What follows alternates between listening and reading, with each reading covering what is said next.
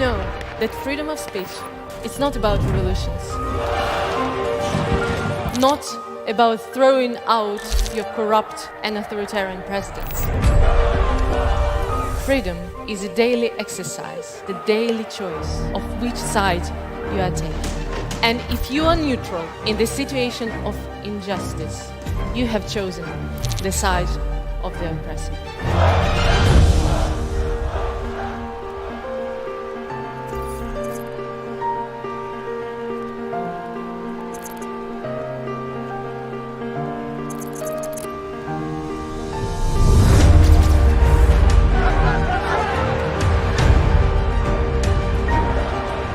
This is not about statistics. When we talk about 100,000 of displaced people, not statistics. It's human beings. They deserve peace, they deserve dignity. And they only count on people like you.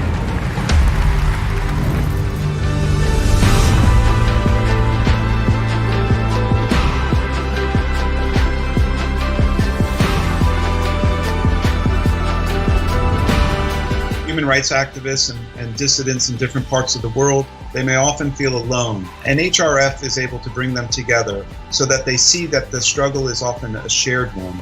Profoundly, humanly, it's about connection.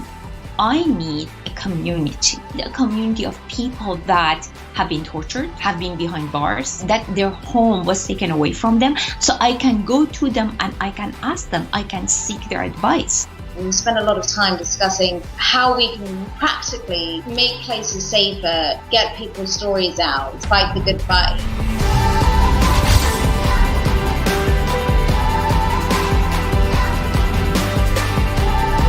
Hack North Korea, organized by the Human Rights Foundation, brought 100 engineers, coders, activists, investors, and designers to get information into and possibly out of North Korea, airdropping a different kind of weapon. Knowledge. You see people who live in free societies actually coming genuinely to see how they can help others also become free in their own societies. And that's an opportunity that I am extremely grateful HFF has given me.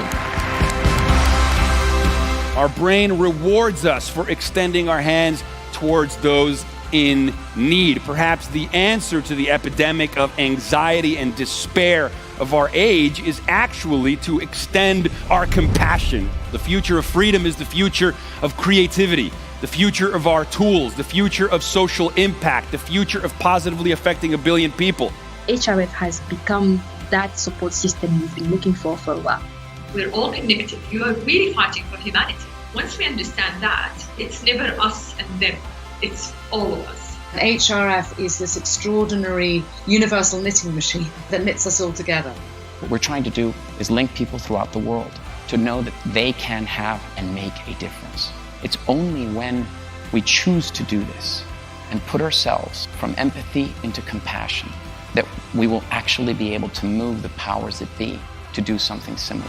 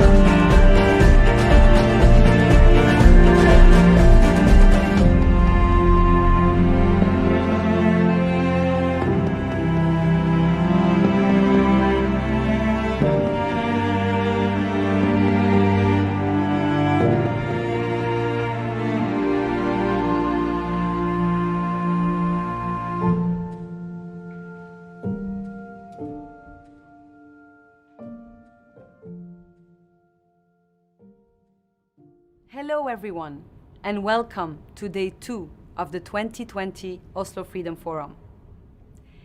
Yesterday, you heard from individuals whose strength, courage, and determination have been tested. Yet, they have remained resilient in the face of oppression. Corrupt regimes around the world have exploited the COVID-19 pandemic to tighten restrictions on free speech, arrest peaceful protesters, and silence activists. Authoritarians in countries like Egypt and Hungary have pushed through constitutional amendments that give them far more power than necessary to deal with the health crisis. While in countries like Nicaragua and Belarus, they refuse to even acknowledge the existence of the virus. But the individuals featured on this stage have all moved forward with renewed optimism, meaning, and purpose, standing tall against tyranny. And we will be continuing this theme today with more stories from around the world that exhibit the acute ability of individuals to cultivate and learn resilience, to adapt to particular circumstances, and to practice that resilience together as a community. The inspiring young woman, Fatou Toufa Jallow, was raped by Gambia's dictator. But she refused to be a victim. She escaped and reasserted her power by speaking up on behalf of the whole country against a system that tolerates rape and impunity for such a crime. Nathan Law was almost crushed by the Chinese government, which saw him as a threat for his leadership during the Umbrella Movement and his successful election as the youngest lawmaker in the history of the Legislative Council of Hong Kong. But he continues to stand up to China and today advocates tirelessly for the freedom of his homeland. Ludmila Savchuk took on Putin's regime to uncover its poisonous propaganda networks and ensure that citizens around the world have access to honest public debates and respectful communication. Uni Park put her life at risk when she escaped North Korea in search of freedom. She found it in South Korea and continues to advocate on behalf of millions who are kept in the dark back home. These are the stories that keep us going. These are the heroes who give us hope that we can make this world more free and more fair. Some of them we have unfortunately lost since our last gathering at the Oslo Freedom Forum in Norway. Lina Bermhenny was an incredible example of personal resilience. She's often described as one of the bravest bloggers in the world, whose work was instrumental in documenting and mobilizing citizens during the 2011 Jasmine Revolution in Tunisia, all while battling a chronic illness. Her impactful achievements earned her the 2011 Nobel Peace Prize nomination. And Suleiman Bakhit was a Jordanian artist and human rights activist who dedicated his life to creating stories and heroes that promoted tolerance and empowerment of women and girls by providing Arab youth with positive role models. Today, we celebrate the important work that they and countless others have done to support freedom and democracy in their countries. But the fight for freedom is eternal. It requires eternal vigilance. Freedom is precious and needs to be defended. All over the world, people are fighting for their fundamental rights in the face of oppressive governments.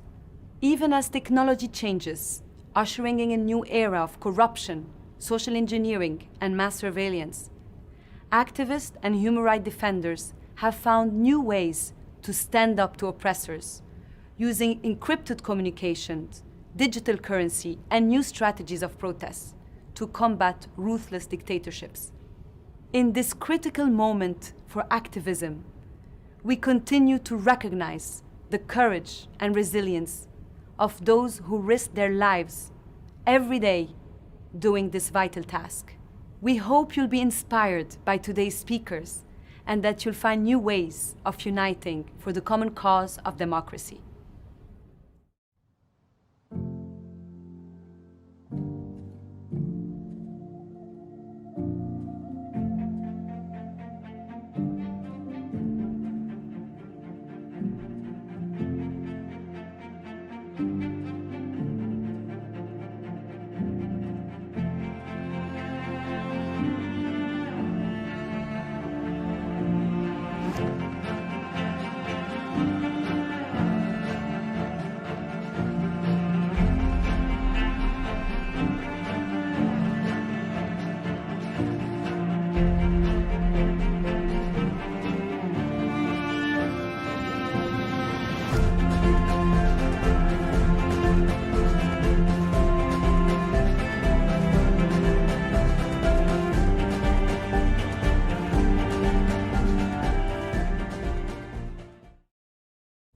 I was born in 1996, 2 years after Yahya Jammeh seized power in a military coup. Jammeh would end up ruling Gambia as a dictator for 22 years, almost the entire length of my life. As a child, I learned that Jammeh was the president through popular songs, among many things. I can still remember the echoes of voices of adults and children singing the praises of our beloved president. When we turned on the TV, we would only see his face. And each time his face appeared, so did all of his presidential titles. Every Gambian can recite these from memory. His Excellency, Sir Professor, Dr. Alhaji, Yahya Abdul Aziz, James Junkung Jammeh, Nasiruddin Babili Mansa. I also remember when we were in nursery school and feasting on large servings of free food paid for by the president as an annual gift to struggling schools. We didn't have books or desks to use at school, but the president, as he will call it, would dash us with his presidential party money. The first time I personally saw Yahya Jammeh in person was from a distance. He came all the way to my city of Brikama for a political rally, an hour away from Banjul. I remember standing there with a mango in my right hand and salt and pepper in the other as his motorcade passed through my neighborhood. Crowds lined up to watch him. He threw us t-shirts, biscuits, and so on. I experienced his might and power on full display, but I never thought I'd ever come in close contact with him. In my social circles, people rarely never speak about the president in negative terms. The first time I genuinely and consciously understood that I was living in a dictatorship was around 2010. I was a teenager volunteering at the Red Cross, and I overheard an argument between two people, and one of them was speaking in opposition to the president. I was surprised. On other occasions, like in schools, I noticed my teacher, Mr. Adaye, would refer to Canada as a democracy, for example, and Libya as a dictatorship. But he will never specifically categorize Gambia. He would often say, we were able to figure out for ourselves in what type of government we lived in. Slowly, these things began to click in my mind and sparked my curiosity. But being from a poor family, the idea of going to the internet cafe to Google the president was a luxury I could not afford. Like most of my friends, we kept our bubble of school activities, theater, debate competitions, popular culture and sports. And then I headed to college. My friends inspired me to participate in a beauty pageant organized by the president's office. It was terribly exciting. I was happy because it was an opportunity to win a full scholarship to any university in the world and funding for community projects of my choice. And so on December 5th of 2014, I stood on a nationally televised stage with 22 other contestants, and I won. My family and friends cheered with joy as I talked about my plans for community projects. When I accepted the crown from the previous winner, I remember looking into the crowd with tears of joy streaming down my face. My dreams of pursuing my studies and education were becoming a reality, and the future appeared full of possibilities. All the winning contestants were required to pay a courtesy visit to the president. There I was, months after winning, sitting in the State House of the Gambia, meeting the president along with other girls. From Yaya Jammeh, we had words of encouragement, advice, and felt his concern for our future, genuinely. Looking back now, that moment felt safe. It felt right. It was everything a young woman should expect from the top government officials of her nation. Over the next months, I received frequent invitations to join the president at public functions with other girls, and then to meet him to discuss the projects that we were working on. I often felt pressure to accept such invitations. For instance, armed military having to pick me up at the rehearsals when I decided I did not want to go. But even so, I considered Jammeh a father figure. Then in May of 2015, the president invited me to discuss community projects. And suddenly he simply said, "I want to marry you." Like a command. I giggled, thinking it was a prank. And then I said, "How? No, you're my father's age." I was thinking to myself, hell no. The president coldly said, "I don't think you understand what I mean, but I'll give you more time to think about it." The president of an entire country found my no to be disrespectful. Too much ownership of self coming from a nobody. And so a man who could not accept rejection from a young woman decided that he would inflict pain by drugging and raping me. He raped me. It's a sentence I could only say years later. I felt broken, devastated, and violated. I was ashamed and could not go to anyone, not even my mother. Not because I was scared that she would not believe me, but because I knew she could not do anything about it. But worse, I was being followed and even asked to be taken back to him again, taken back to that moment. My next instinct was to run away. Through boats and being in cars filled with cattle and disguised in my hijab, I fled to Senegal and later obtained asylum in Canada, a place I call home now. I found myself in a city with no family, having to start from scratch and dealing with the weight of what has just happened, knowing I could not say anything. And from the day it happened, and for the first 2 years, I kept telling myself it did not happen at all. I told myself life goes on. And I didn't want people to know this happened to me because I thought, just like many other survivors, that I am better than this. I was also afraid. I feared Jammeh, and I feared what might happen to me and to my family. I was safe, but they weren't. From exile, it was very clear that Jammeh was a brutal dictator, and what he was capable of, arbitrary arrests, extrajudicial killings, and forced disappearances were all commonplace in the Gambia. Jammeh once said he would rule the Gambia for 1 billion years and only God could remove him. But deeper than that, I didn't want to be seen as the person who was raped by the president. And so I pretended like my life went on. But soon I realized that I wasn't living. My life was on pause. I have been this vibrant young person interested in theater and community work, but that girl was gone.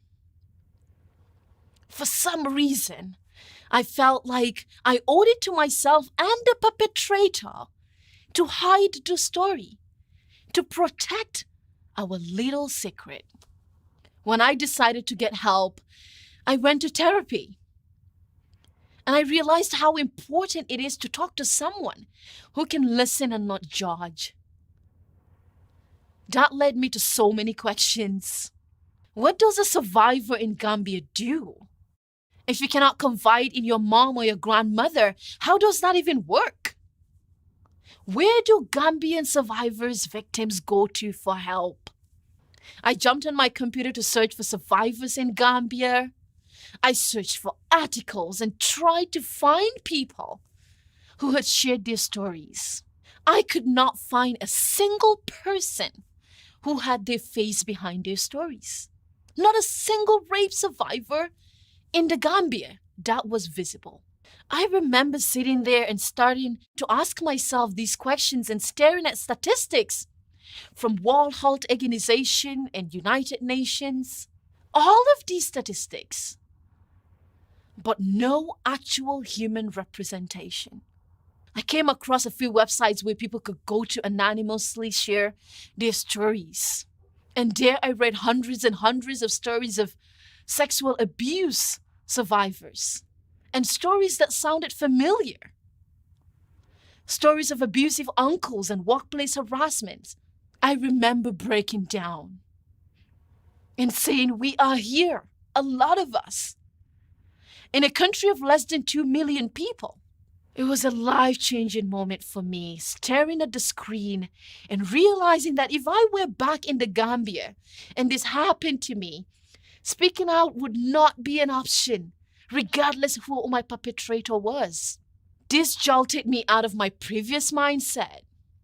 I saw a picture bigger than myself and my desire to protect my image and purity and sanctity, confined within the expectation of religion and society. I felt like I did not want to be another statistic. Speaking out anonymously was easy, but not enough. There were already so many anonymous stories out there. And if people can't see the human being behind the story, then they're just anonymous tales dehumanized. So I decided that I will not hide behind fear anymore. That I was going to take back that power, no matter how difficult that might be. My power now. So I started talking to my therapist, and she warned me about the consequences of speaking out. You're going to be buried and re-victimized millions more times, she said. I had to build my strength to re-survive again and again and again. It took me more than another year and a half before I could feel like I was ready. Meanwhile, it was 2016 and the next presidential election was coming up in the Gambia. With the help of Gambian diaspora, opposition leaders came together to support a single candidate to run against Jammeh. We all expected Jammeh to rig the elections and win again. He had cheated every time. It was unthinkable that he would allow the true election results to be announced. But against all odds, Barrow won the elections. Gambians welcomed the news with even more disbelief when Jammeh appeared on TV to concede to Barrow. For a few short weeks in early 2017, Jammeh, however, defied regional and international appeals to step down whilst cracking down on protest led by the hashtag Gambia Has Decided campaign. Troops and protesters flooded the streets. Worried Gambians abroad calling their families day in and out. And I was one of them, across the Atlantic Ocean in my Toronto apartment. Finally, the dictator was forced out by a military intervention of troops mandated by the West African regional bloc of countries. Jammeh was gone, accepting defeat and exile in a different dictatorship, Equatorial Guinea. I remember feeling happy at the possibility of freedom, the end of life as a refugee, and longing to be in my mother's arms again. I became the first survivor of sexual violence to speak out without hiding my identity. My publicized New York Times story and multiple human rights reports inspired the hashtag #IamTufa, similar to the Me Too movement. To my horror, I learned of 3 other women with similar stories, and to realize that I was not alone. And in July of 2019, I led the first ever march against sexual violence in the Gambia. Dozens of men and women joined as we marched peacefully in the streets to make our voices heard. It was an incredible milestone. The Gambia has since set up a Truth, Reconciliation and Reparations Commissions to investigate the crimes of the Jammeh regime, and I told my story as vividly as I could to a society that never discusses rape.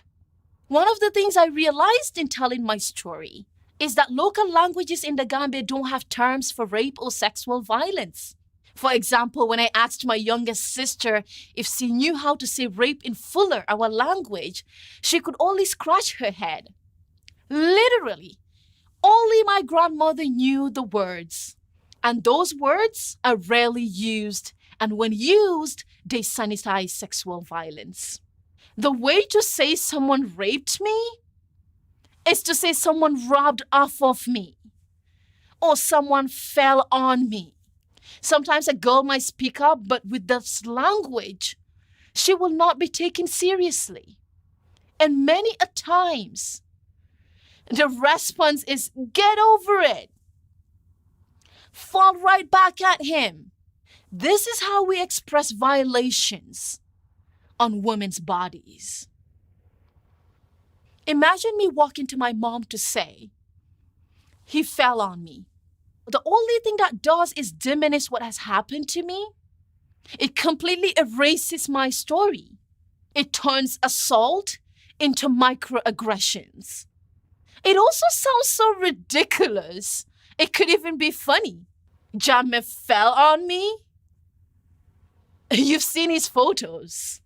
Survivors of sexual violence cannot get justice when the jury hears about someone falling on you. A culture cannot relate to something that doesn't exist in its language. In free societies, there are conversations about different types of violence, both physical and emotional. But in our society, where I come from, we do not even have the proper words for the harm done to our bodies. These are all reasons why I launched the Tufa Foundation to help create a safer environment for rape survivors in the Gambia. Most oftentimes than not, survivors are told to take the back seat, while people who have never directly experienced sexual violence or understand the complexities of the issues try to speak for them. With my foundation, we are trying to change that. For all of our initiatives are created by and for survivors. And don't get me wrong, the challenges are daunting. For example, Gambia does not have a database on sexual reporting. And we're trying to build this. We do not also have simple things like rape kits in our hospitals. When women walk into hospitals, they're given painkillers and asked to go home. Oftentimes they're not home to their perpetrators. The Gambia does not have a single women's shelter in the country. After defying a husband who beats you and abuses you, where do you go? If you go to your parents' home, they will tell you to go back to your marriage and honor the family's name and integrity. This is why a lot of women would rather stay with an abusive husband than say anything. Women and girls would rather stay in homes of uncles and teachers who raped them rather than say anything. How do I come out and seek justice whilst homeless and caring for kids on top of that? So remember, when we ask women to come out and speak and tell their truth and seek justice, what responsibilities do we have? This is why a women's shelter is not only important, but necessary. Personally, when I arrived in Canada, I lived in a women's shelter. I know what it means to live there. I know what it has done for me. So I would like for my legacy to be in building the first dedicated, fully functioning women's shelter for survivors of sexual violence. We are campaigning for legal codification of fitting terms of sexual violence in all major local languages in the Gambia. We continue to lobby for changes in current legislation for sexual offenses. We don't have a lot of experience or a long track record of bureaucracies and technicalities, but we have the strength of determined survivors. We know what needs to be said and done.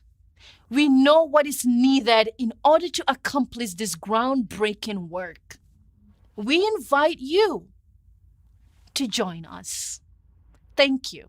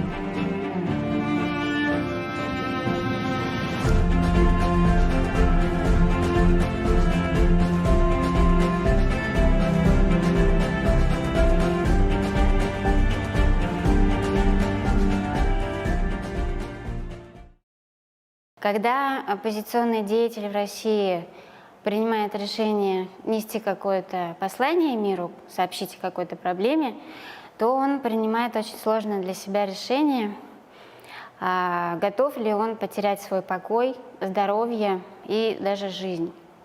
Стоит ли его послание такой цены? Я записываю свою речь в те дни, когда отравлен Алексей Навальный, российский политик, отравлен ядом, который преподносится всем серьезным противникам режима Путина. В русском языке слова «травить» и «отравить» однородные, слова родственники, и звучат они практически одинаково. Отравить – это в смысле дать яд противнику с целью убить или навредить здоровью, а отравить – это по-английски буллинг, то есть преследовать, убивать противника в моральном смысле. Травить в смысле преследовать морально и травить в смысле убивать физически. Мне кажется, в этом смысл того, что происходит у нас сейчас, вокруг нас. Это мы почувствовали уже давно. Я уже работала лет 15 журналистом к тому времени, когда начала слышать о фабрике троллей, а также я была активной экологической активисткой и общалась с ребятами, местными активистами в Петербурге, которых уже тогда, 5 лет назад, начали преследовать и травить в интернете какие-то аккаунты людей, которых они не знают и с которыми никак больше, они не могли их найти, например. То есть это были какие-то несуществующие аккаунты. Мы тогда уже начали слышать о том, что уже начали писать журналисты о том, что работает фабрика троллей в Петербурге. Фабрика, производящая круглосуточно платные комментарии в интернете про путинские и поливающие грязью любых противников существующей системы. 5 лет назад, когда я туда внедрилась под видом сотрудника, под прикрытием, она представляла собой большое офисное здание, многоэтажное. Мне удалось туда внедриться, пройти все собеседования. И что я увидела, поразило меня прежде всего своим масштабом. Фабрика троллей управляется из администрации президента. Это к моменту моего прихода на фабрику, моей работы там под прикрытием, уже было известно, что она управляется и финансируется из Кремля, потому что хакеры уже выложили большой пласт документов о фабрике. Я знала, что фабрикой владеет местный бизнесмен из путинского окружения, господин Евгений Пригожин, о котором вы сейчас, возможно, тоже часто слышите в связи с именем Навального. Я напомню, что фабрика работала тогда и работают сейчас люди круглосуточно, у них нет ни праздников, ни выходных, они каждый получают техническое задание, получают нормы выработки, то есть столько, сколько они должны за свой день работы или за свою ночь работы сделать комментариев или постов, или картинок, или видео. Мне удалось как раз увидеть, как рождается пропаганда, самое ее зерно. Суть работы тролля, пропагандиста на этой фабрике, это поддерживать жизнь множества аккаунтов. Эти аккаунты в Твиттере, Фейсбуке, ВКонтакте и других социальных сетях, на множестве форумов, на сайтах СМИ. С фейковых этих аккаунтов они пишут то, что им присылается на компьютеры, либо говорится устно начальниками. На каждом компьютере у каждого пропагандиста есть список тем, по которым они работают каждый день, и где-то штук 10. Я хочу привести пример, как работает российская пропаганда в случае с Алексеем Навальным. 5 лет назад проблема и режима тоже был Алексей Навальный, как и сегодня. И в один из дней, когда я пребывала на фабрике, там пришло такое задание написать об Алексее Навальном, что он вышел на улицу из-под домашнего ареста, если я точно помню, купил молоко и возмутился ростом цен на продукты. И девушка-руководитель как раз объясняла, как нужно писать. Она села и сходу начала сочинять о том, что на самом деле Навальный алкоголик, и поэтому, значит, он не смог купить себе молоко, потому что ему и так не хватает на водку. То есть я увидела, что пропагандист просто не то что извращает факты, не только извращает, но и полностью их сочиняет. Опасность этой пропагандистской работы, в отличие, например, от телевидения путинского, в том, что она притворяется обычным человеческим обменом информацией между людьми. То есть у вас на Фейсбуке вполне могут быть друзья, которые не существуют на самом деле. Либо они существуют, но получают зарплату за то, чтобы влиять на ваш мозг. Например, я видела, как на фабрике троллей создают фейковые, допустим, аккаунты качков, которые там рекомендуют здоровый образ жизни, и между делом говорят о том, как плохи дела на Украине. Или делают обзоры новинок кино, и между делом вкрапливают там небольшую фразу о том, что, вы понимаете, что Америка идет к гибели, и вот как раз вышел фильм, который нам рассказывает об этом, фильм «Катастрофа». Когда я внедрилась на эту фабрику, у меня была такая простая детская, наверное, наивная мечта. Я думала, что как в нормальной стране, в нормальном мире, я сейчас внедрюсь туда, покажу их методики, как они работают, что они на самом деле делают, и фабрика будет разоблачена и закрыта. Когда я приняла решение говорить об этой проблеме открыто, я понимала опасность того, что я делаю. Я была готова к этому. Вернее, нет, к этому никто не готов. Когда я вышла из фабрики троллей, собрав всю информацию, которую я смогла собрать, и все документы, тогда я и принимала свое решение, готова ли я рискнуть как минимум своим покоем и своей той жизнью спокойной, которая у меня была. Я приняла решение открыть свое имя и открыто говорить об этой проблеме. Было множество изданий, с которыми я работала, о котором я рассказывала о проблеме, надеясь о том, что как можно больше людей узнает о проблеме пропаганды. Что началось? Начались угрозы, началась травля и со стороны троллей, и со стороны российских СМИ. Угрозы, звонки, там, намеки, там, что там, а как твои дети, а не боишься ли ты, что тебя убьют, звонки моим родственникам. В общем, весь набор, который ожидает российского оппозиционера в таких случаях. Я хочу сказать, что сегодня каждый из нас отравлен той информацией, теми речами ненависти, которые вокруг нас. Проблема в том, что мы отравлены настолько, я отравлена, мы все отравлены, что даже когда отравили Навального, в буквальном смысле физически, мы настолько уже, боюсь сказать, привыкли к этому. То есть это уже нормально в нашем мире, в нашей стране. И я хочу, чтобы это стало ненормальным. Я хочу, чтобы это было из ряда вон выходящим. Я хочу, чтобы это было настолько ненормальным и абсурдным, чтобы сотни тысяч, миллионы людей встали и начали протестовать, чтобы это прекратилось, чтобы прекратили травить, давая яд, и прекратили давая информационный яд. Мы живем на грани, и я не хочу больше так жить.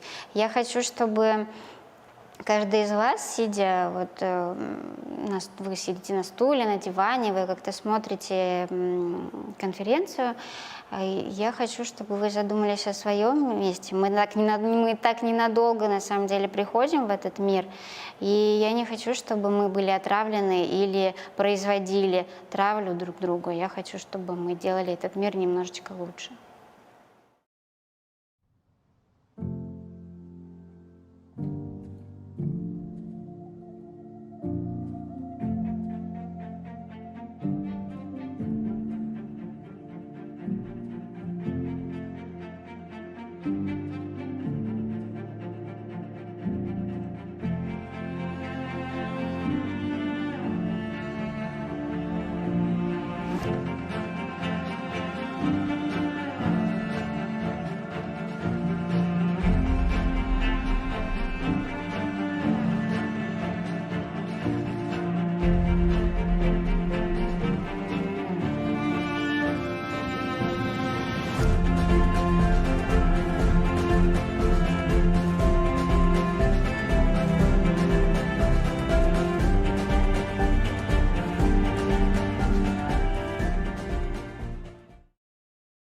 Most of you must have heard of Kobe Bryant.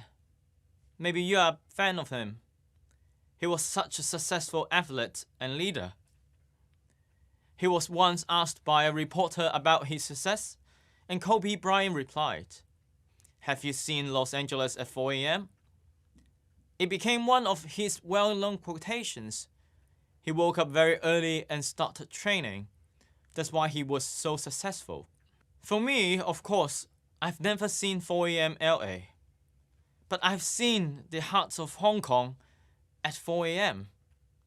During the Umbrella Movement in 2014, people camped on the busiest highway in Hong Kong, and it was quiet and peaceful.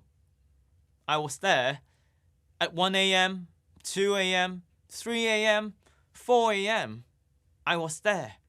The protest zone was surrounded by skyscrapers and the most expensive offices in the world. That was the first time I witnessed the power of people. But I also experienced the strength of the autocracy. After we occupied the major runways of Hong Kong for 79 days, after hundreds of thousands of people marched peacefully week after week, the government refused to listen to our pleas for democracy. Hong Kong people have been fighting for democracy for over 3 decades, yet Beijing still refused to implement it. For me, the Umbrella Movement was the beginning of my involvement in activism. Many consider politics as some game for old people who have some special interest and desire for power, but I saw it in a different way. As an activist, as a political leader, my vocation is to empower individuals in society and to fight for social justice that benefits the most vulnerable. My role is to inject youth energy into politics, empower people, and to give them hope. After my role as a student leader in 2014, I formed a youth-led party, Demosisto, with Joshua Wong, another prominent student leader back then. I became a politician. I ran for election in 2016 as a complete underdog. No one expected me to win. A month before the election, I only had 1% of support. And the prediction is that you need to get at least 6 to 7% of the vote in the election to win, because there are 15 candidates running for 6 seats. To everyone's surprise, I ultimately obtained the second highest vote in my region with more than 50,000 votes. So at the age of 23, I was the youngest elected legislator in Hong Kong's history. After my victory in the election and serving the council for less than a year, the Chinese Communist Party distorted the legal system and unseated me. Let me explain how they did that. There was a council tradition to make a political statement during the swearing-in section, the oath-taking. I chose to quote Gandhi and stated that I served the people of Hong Kong and that I would not submit myself to the regime that brutally kills its people. The government basically reinterpreted Hong Kong's constitution and applied it retrospectively, and therefore creating a legal loophole to eject legislators that they don't like. And so, despite being elected by the people, the CCP had me removed from my elected position. They did this to a few others as well. Nonetheless, this wasn't the worst thing that happened on me. 1 month later, in August 2017, I was jailed for my participation in the peaceful umbrella movement 3 years earlier. And so, along with Joshua Wong, Alex Chow, my colleagues in the umbrella movement, we became the first batch of political prisoners in Hong Kong since the 1997 handover. I was 24 years old. I spent around 68 days in that prison where I felt depressed and wondered deeply, is there a message that my turbulent life wants to teach me? In prison, there are only routines. There are no surprises. Eat, rest, run, work, eat, sleep. Every day is a cycle and nothing new can be expected. The best you could hope for is to stay clear from the fights and make sure no one is going after you. Being put in prison for engaging in peaceful protests was devastating, but I always try to look at the good things in bad times. One very positive thing from my time in jail was that I was free from my iPhone. The distraction of social media and electronic appliances was no longer present. I could focus on questioning myself and thinking ahead. My time in prison made me more humble, more calm, more patient, and also more observant. I've come to realize that these are the traits that can make me a better politician. Sympathy, empathy, and the ability to understand others' situation and their pains. Respect for others, even though they have different opinions, and the ability to unite people with differences to strive for the same goal. And most of all, patience. It's often inevitable for political activists to be jailed under an autocratic regime. If you can overcome this hurdle peacefully, then it's a signal that you indeed possesses the mental strength and tenacity that your position requires. After the experience of jail, I was inspired to return to university and study. I became more eager to learn, and this made me more capable of finding a solution for future problems. I finished my degree and then departed for a master program at Yale in August 2019, 2 months after the massive anti-extradition movement started. The anti-extradition protests began when the Hong Kong government insists on passing a law that would allow the extradition of anyone the CCP desires to China, where there is no rule of law. During these chaotic but encouraging times, we say, be water. While millions in Hong Kong protested in the streets, I spent most of my time in the United States to build up consensus across the political aisles. I attended congressional hearings, meeting with politicians, and had school speaking tours and conferences. I did whatever I could to raise awareness. By making Hong Kong issue high profile and by building consensus in the US, we could garner far more support from the international community. I could help Hong Kong even though I was not there.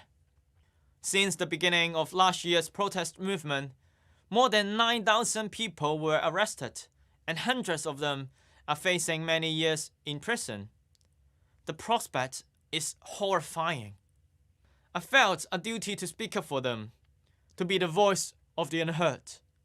So I decided to run for the Legislative Council election again in 2020, even though I knew the government would disqualify me again. Sadly, I didn't make it to the election because I went into exile when the brutal national security law was put in place on the 1st of July this year.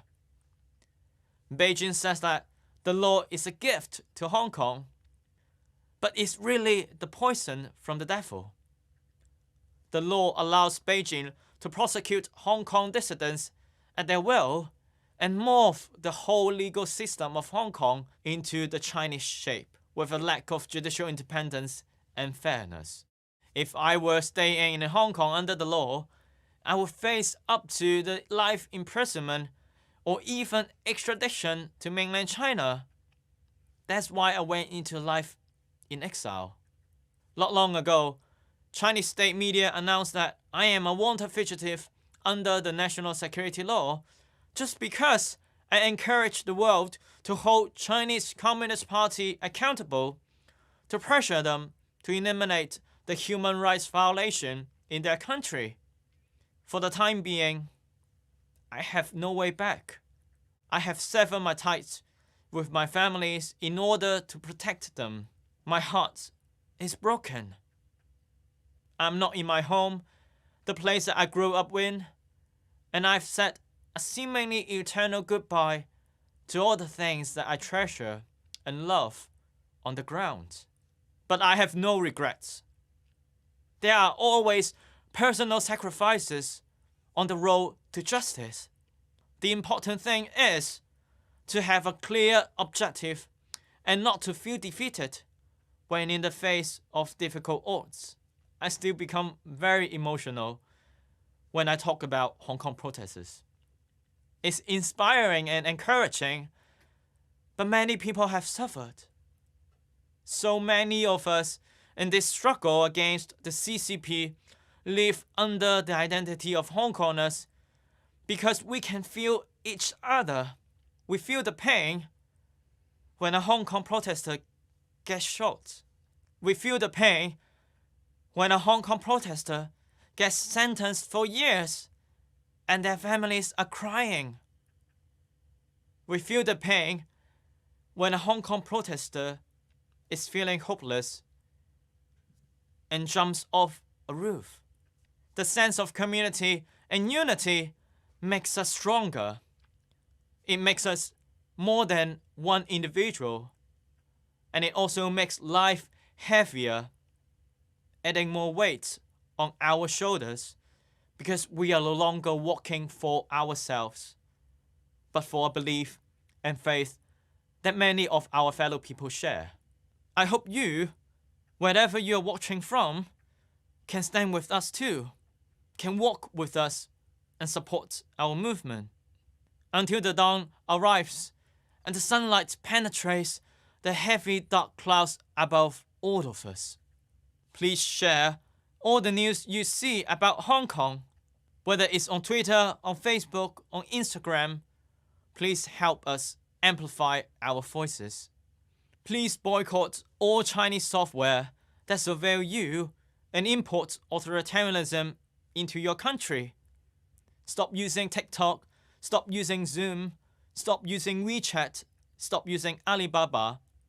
Don't watch Mulan. You are being fooled into using their software, buying their products, and giving them the financial means with which to destroy freedom around the world. You are giving the Chinese Communist Party more power. Please urge your democratic governments to take actions to restrict the political expansion of the Chinese Communist Party. I hope that in my lifetime, I can see the gorgeous skyline above Victoria Harbour and the smile of my fellow Hong Kong people once again. I have captured and imprinted the moment when I sat on the plane, the very last time I saw the night view of Hong Kong from above the sky. It's beautiful. Please stand with Hong Kong, fight for freedom. 光復香港，時代革命。Thank you for listening.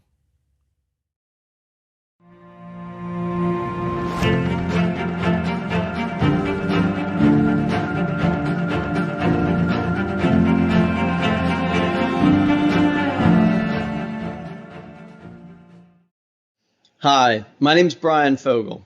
I'm thrilled to be at the Oslo Freedom Forum, speaking here again this year.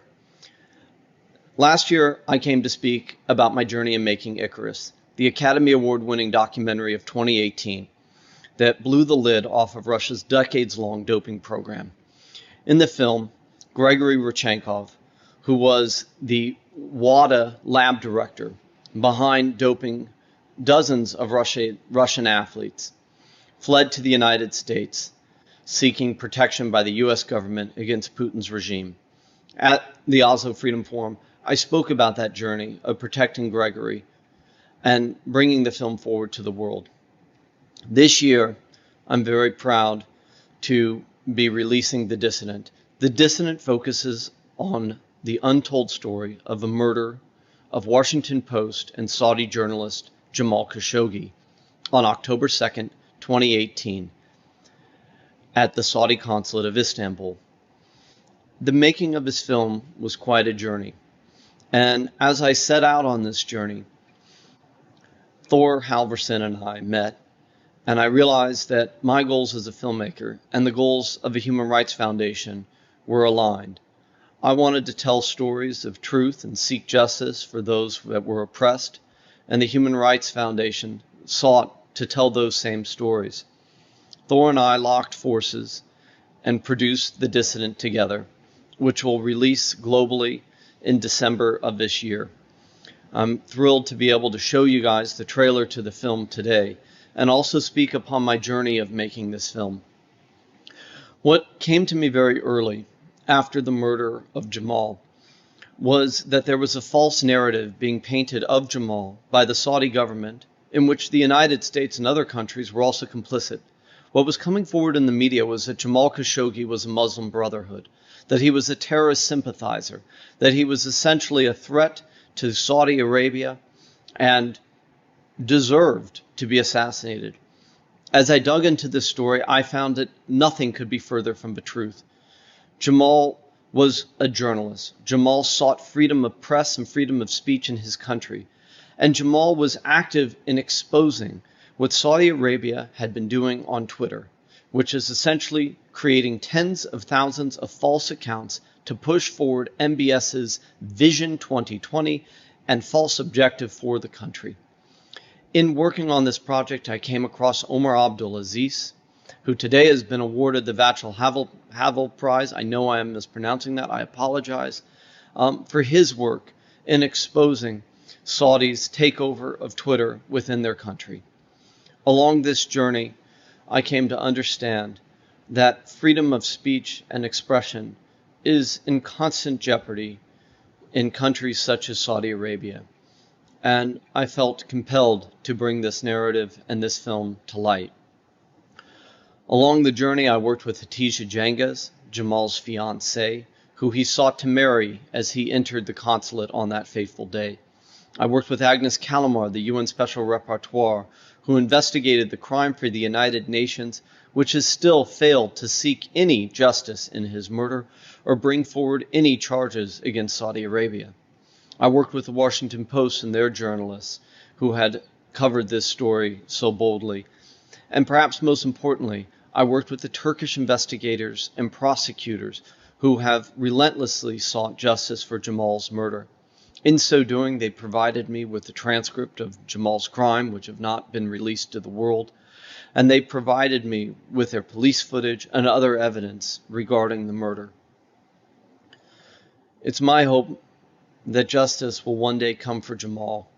While I understand that it is unlikely that MBS will cede to the throne, it is my hope that governments around the world will take action against this regime that has sought to not only assassinate Jamal, but has imprisoned so many others.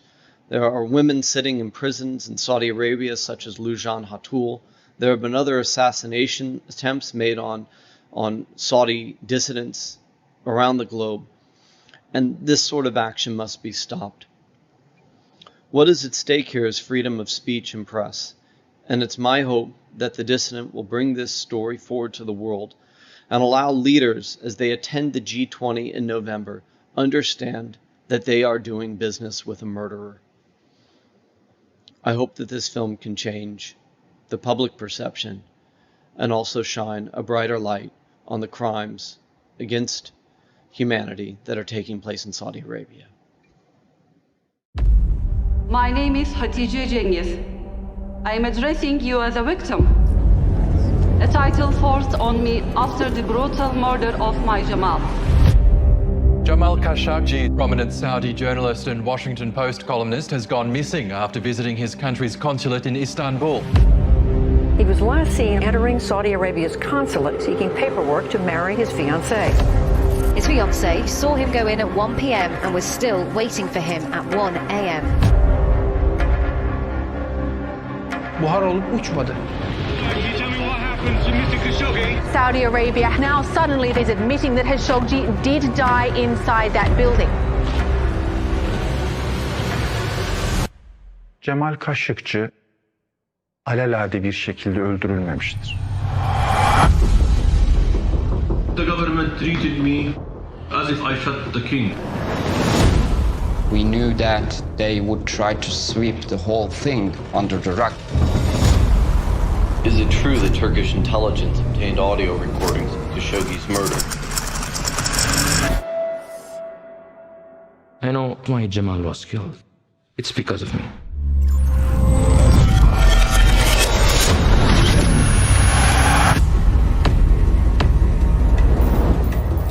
Birileri tüm olup biteni rahatlıkla seyretmiş, hatta talimatlar vermiş olabilir. We saved some particularly damning piece of the puzzle, like Saudi body double. Jamal felt the whole country was against him, but this is not the truth. I said the best solution is create our own army. The king firmly denied any knowledge of it. It could have been rogue killers, who knows? I just received this. Be careful. Move from city to another one, and there's a team is going to kill you soon. It's anonymous.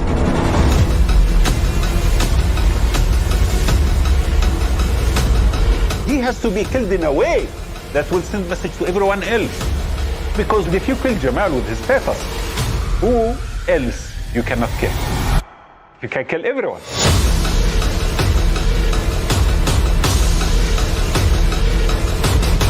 I warned Jamal. Once you start working with us, you're not just a journalist, you're a dissident.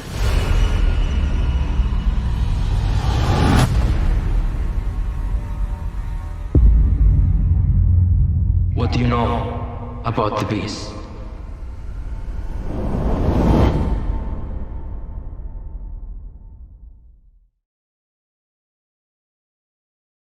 Thank you for joining us today at our first ever virtual Oslo Freedom Forum, where together we are celebrating human rights and exposing tyranny, censorship, and corruption around the world.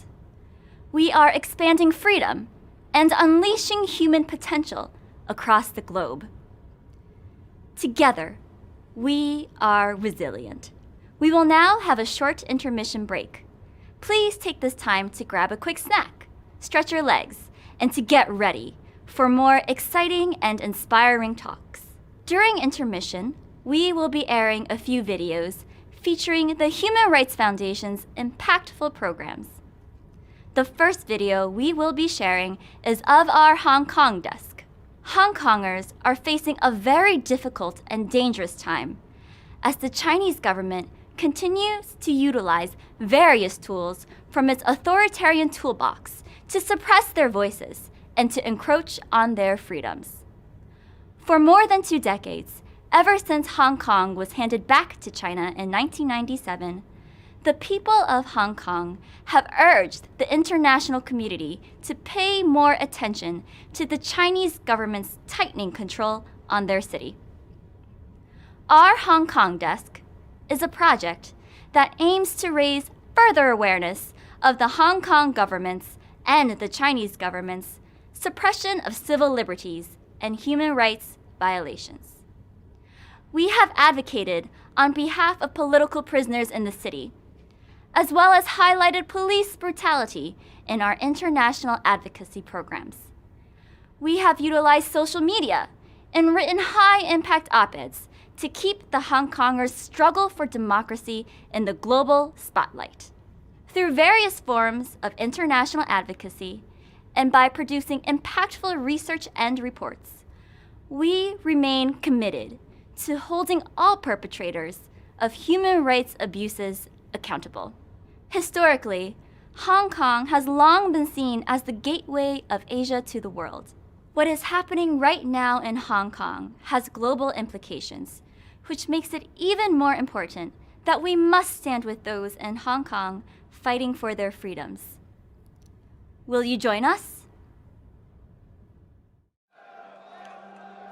One day, I saw 2 police officers badly beating up this woman who had a baby on her back, and everyone was passing by. No one would say anything. No one would stop to help that woman. And then a thought occurred to me. I said, well, I have to travel tomorrow. I decided that day that I would not risk my trip abroad, and I turned my back and I walked away. The 2 police officers somehow stopped beating up the woman and came after me. I was arrested anyway. That gave me a lesson. My silence would not spare me from injustice.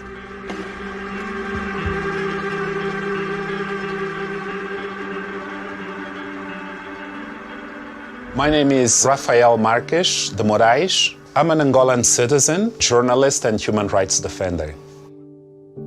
My country had a war for 27 years, and I realized very little was being done to ensure that there was some respect for life. Seeing someone being shot in the street was like a normal event, and I wanted to help change that culture. The diamond trade played a pivotal role in the war, and the levels of violence were just unspeakable. The government awarded much of the land as diamond concessions, and those lands include the farms from local people. Some of the cases I had to report were people being tortured, killed, going to their own farms. An international narrative that built around the UN-sponsored Kimberley process essentially sponsored the idea that only diamonds harvested by rebel movements were blood diamonds, and any diamonds harvested by government forces, those diamonds were clean. The government was the main culprit of human rights abuses, but it had the backing of the international community. So what the generals did was just to let the war go for longer so that they could profit. And it was a billion-dollar-a-year industry from just mining with shovels. What is sad is that where you find more natural resources, you're more likely to find more poverty. There needs to be regular reporting on this kind of violence, on how it is affecting local communities that are not allowed to do anything. And that's why it's important as a journalist dealing with repression. I had to take a step farther and not just say, well, this is what happened, but I actually, as a citizen, engage in activism to ensure that the voice of the people on the ground were heard. The way the government has always privileged diamond exploration over people's well-being, it's still in itself a matter of human rights abuses because people are more important than resources. And if those resources are taken from that region, the very first to benefit should be the local people, and they benefit nothing from the diamond exploration. Being an activist in Angola means to help create that very space of openness and democracy to have a normal life. We all live better off if everyone has the basics. And fighting for that change, fighting for justice, that's the bottom line.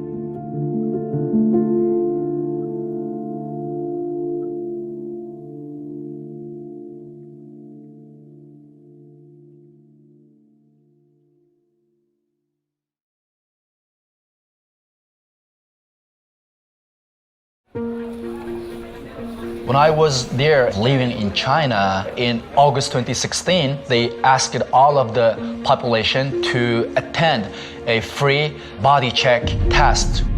And they asked us to our blood be tested, our face scanned, and our voice to be recorded. I asked the local officials, can I see the results of those tests? They told me, you don't have any right to ask about the result. If you want to know, you can ask the police. It means that it's not about the benefit or good of the people.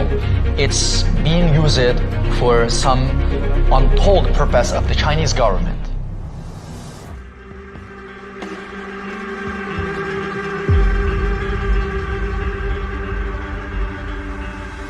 My name is Tahir Imen. I am a member of Uyghur ethnic nation in Xinjiang Uyghur Autonomous Region. So Xinjiang is in far western China, where there is a Turkic minority living there, among other minorities in China known as the Uyghurs. It's a very different part of China. It doesn't really look like Beijing or Shanghai at all. It's much closer topographically and culturally to Afghanistan and Pakistan. Uyghurs are predominantly Muslim. They speak a different language. Everything is different from Han Chinese people. In 2016, the Chinese Communist government created a big police state in the region. Living in that region itself feels very much like an open-air prison. When you get up in the morning and you commute to work, you'll be stopped at a checkpoint and have your cell phone messages searched. When you apply for a passport, you might be asked for a strand of hair or an eyelash for a DNA database, or asked to take a 360-degree portrait for facial recognition cameras. Those DNA collection and the face recognition system and other surveillance technology became only one part of their oppressive and ethnic cleansing strategy on the region. They created a large amount of camps to arrest and detain the people. According to the UN, as much as 1 million Uyghurs are now in these detention centers that the Chinese call political re-education centers or even vocational training centers, as if they've moved these Uyghurs into these centers to provide them professional help and work training. They are sent to those camps to renounce their religious and their national ethnic identity. Last May, the Chinese police official, they contacted me. They asked me to cooperate with Chinese government. At least I should stop my writing about the Chinese oppression. After I rejected, the police officer told me, we will educate your daughter as a communist loyalist against you and the other Uyghur people. Your daughter would be #1 enemy of you.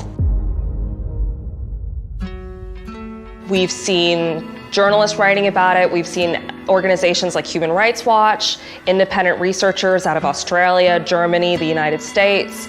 We've seen organizations under the UN. All of these organizations have confirmed that this is something that is happening. Upwards of 1 million people are being held in internment camps. And where's the global outcry? There's really no consequence so far for the Chinese government for perpetrating this on its own people. Chinese government believe that international community are very weak to cope with Chinese oppression and genocide because China believes its military and economic power. The Chinese government has put a lot of money behind winning over Central Asia and the Middle East. They have, incorporated a number of these countries into their Belt and Road campaign, basically their international development campaign. And it's really hard for these countries to walk away from that sort of source of income and economic partnership.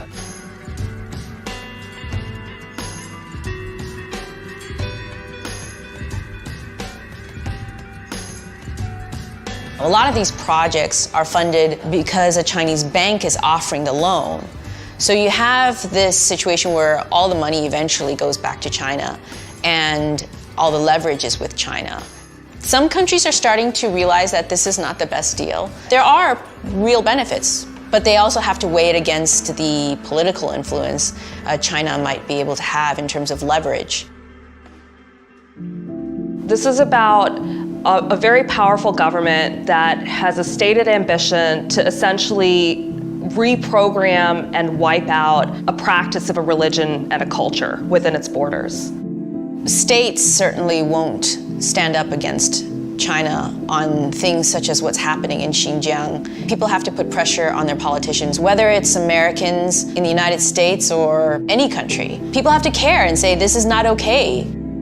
There's only one thing we can do: be patient, be united around good things, good people, and to never lose the hope about the future.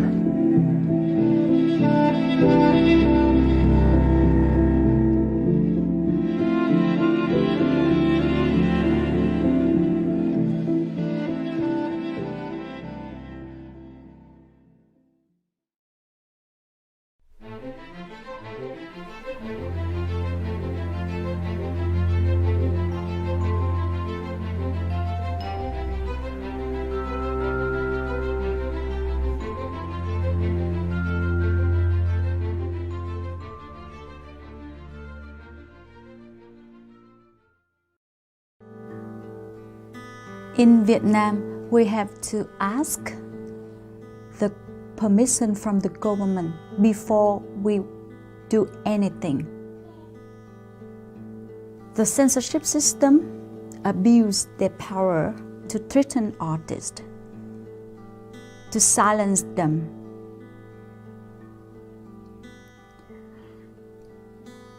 Xin ông cho chúng tôi được đưa tiền cho ông, để ông cho chúng tôi được làm việc. Writing songs and playing music is my life, and that's the only way that I can express myself freely and completely. I don't realize there is a censorship system until when I released my first album. I have to submit the content for the censorship system, and they censored my songs. One of my songs was repealed from the album. They said, if you keep wearing this clothes to perform, I will ban you from singing in public forever. So it showed that they have a lot of power to threaten artists. It makes me really angry inside, but I didn't know what to do to change it.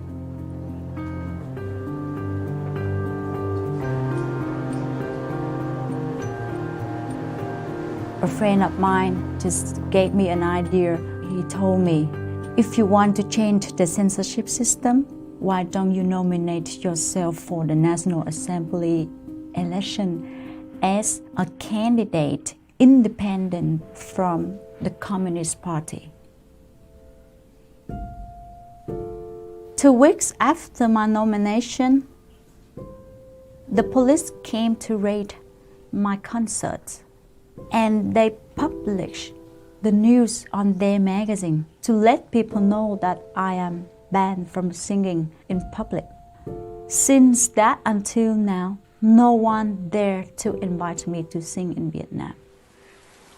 After that, I have been under surveillance many times, and I always feel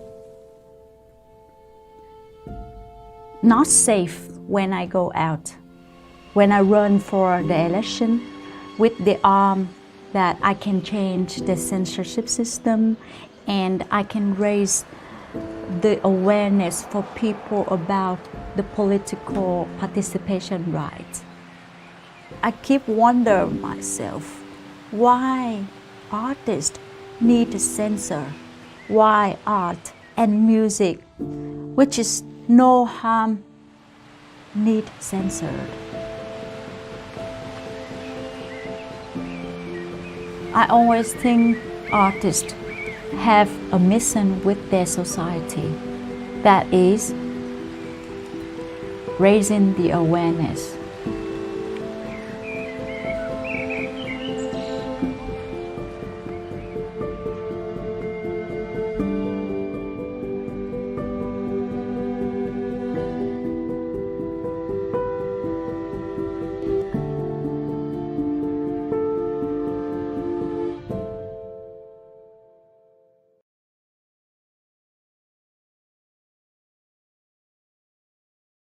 그리움과 뜨거운 경모의 정을 담아 위대한 김일성 동지와 김정일 동지께 가장 숭고한 경의와 새해 인사를 삼가드립니다.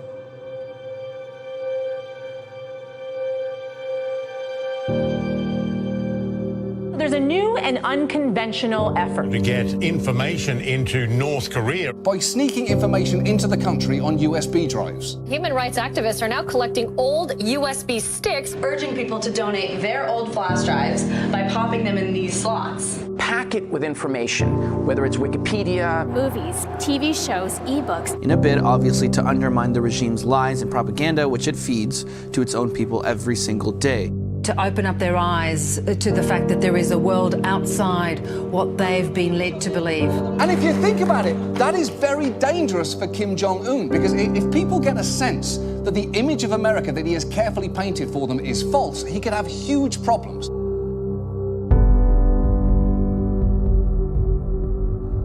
김정일 동지께 선수를 위한 투쟁에 고귀한 생을 바친 이 USB에 희망의 정보를 넣어가지고 북한에 들여보내서 북한 주민들이 자유의 힘을 가질 수 있다는 생각을 저는 가지고 있습니다. 북한 내에 진실을 알리는 것이 중요할 뿐 아니라 북한 밖의 소식을 알리는 것도 중요합니다. Of course, watching this information helped me to realize there was some humanity out there. When we can educate and enlighten North Korean population with outside information, so that if North Korean people can have ability to compare the North Korea with the rest of the world, then I think we can make a change inside North Korea.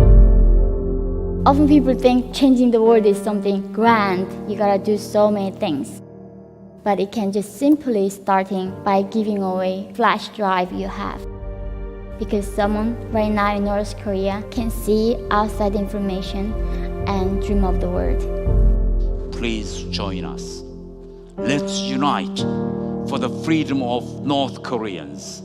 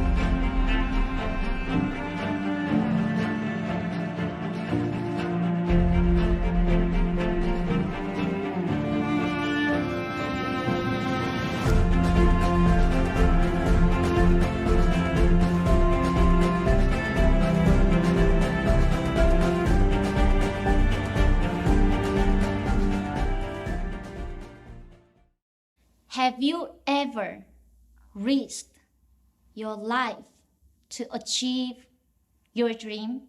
My dream was to freely walk the streets of my hometown wearing a pretty dress and earrings, and to express my own voice against injustice. Hi, Jack. Welcome to the Oslo Freedom Forum. Thanks for having me. So I guess I'll just jump right in. It would have been great if we had this conversation in Norway proper, but we'll do the best we can. So, and we'll do it again as well.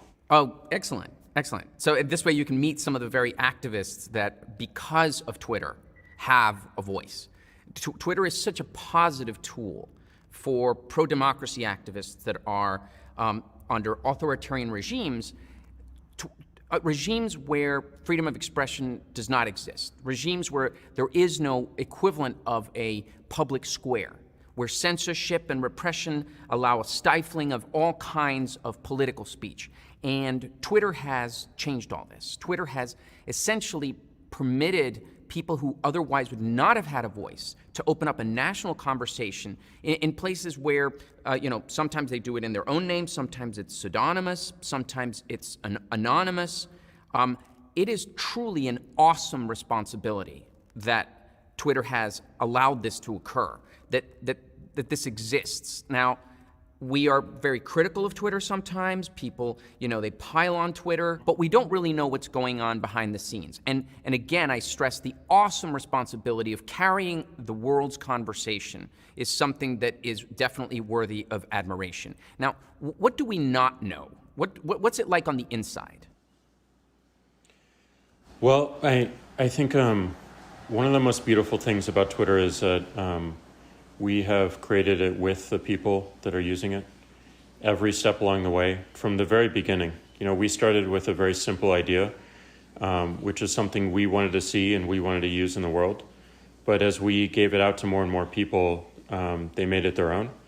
And that started with the @ symbol. It is something that we did not invent, something like the hashtag, another thing we did not invent. The retweet, the ability to spread it to your followers. We did not invent the tweet storm, and the thread all came from the people using it as well. So inside the company, where I think our strength is we are able to observe very well. We're able to take critical feedback. We're able to see some of the patterns that emerge and then make them accessible to more and more people. So inside the company, you have a bunch of very empathetic people. You have people who are really good observers who want frank, critical feedback, because we know we're not building this for us anymore. We know we're building it for all these people that we serve. And I think after some of the tech early adopters, the first major constituencies to join the platform were journalists and activists. And every major constituency that joins in mass adds a new dimension to the service that we weren't expecting. We weren't expecting activists to use it. We weren't planning for it. And they had very different needs than we were originally imagining. Pseudonymity became very important. The ability to follow accounts became very important. The ability to DM and create communities around hashtags and watch what was trending in a particular country became very important. So these are things that, we put out and then we watched, we observed, and we made better. And that's is true to today. I think, the biggest thing that we're wrestling with is all the new challenges that technology provides, such as misleading information and how people might be gaming the system in order to artificially amplify information or to make the conversation overall less healthy and less valuable in the end. So If I can jump in there, the pseudonymity, you mentioned pseudonymity, and of course pseudonymity is essential for some of these activists who can't use their own names when telling truths about certain things in certain countries. Yet, even though pseudonymity has played a crucial role in protecting the activists in these oppressive regimes, it has also enabled authoritarian governments to manipulate the minds of millions of people by creating fake accounts, by spreading disinformation. In the case of, say, Russia, in the case of Saudi Arabia, the positive influence of Twitter is countered by these vast armies of trolls who serve the governments, and they bring positive information down, negative information up, false information, people with like 0 followers who spend all day tweeting, this sort of thing, and they attack independent voices. Many times they end up drowning out the voices of independent users, and a perception is created. I mean, in the case of Saudi, for certain, the case of Russia, that the ruler of the nation is popular, is loved, is supported. And so suddenly the hashtags in favor of MBS or in favor of Putin are way up there, and they're trending topics. Yet the truth is totally different. How can and how will Twitter reduce the reach of these unverified accounts and stop these bad actors from abusing your platform? I mean, how do you create a balance between an online public square filled with independent voices and one filled with trolls and with fake accounts? I appreciate the difference between anonymity and pseudonymity. Anonymity feels a lot more random. Pseudonymity is built identity. And that is what we want to value, and that is what we want to protect ultimately. And we have seen attacks against that, and they have been more anonymous attempts where people are creating accounts or states are creating accounts en masse, and whether they be bot-driven or a organization of humans that have an agenda, they take on similar patterns, which is trying to game our system, specifically around trends, in order to artificially amplify information or a trend that just doesn't naturally exist, doesn't organically exist. And in the early days, we just were not prepared to recognize this or handle it, whereas today we are. We've taken a lot more action on recognized patterns, just looking not at the accounts themselves, but looking at the network between the accounts. Looking at where these accounts might come from, look at how new the accounts are and how quickly they get up to speed in terms of one particular agenda, one particular hashtag, one particular message, and then acting much faster on it. And I think it's really important, and we believe it's critical that in order, in the course of work of, identifying these networks, of artificial amplification and then actioning them, taking them down, we have to be transparent.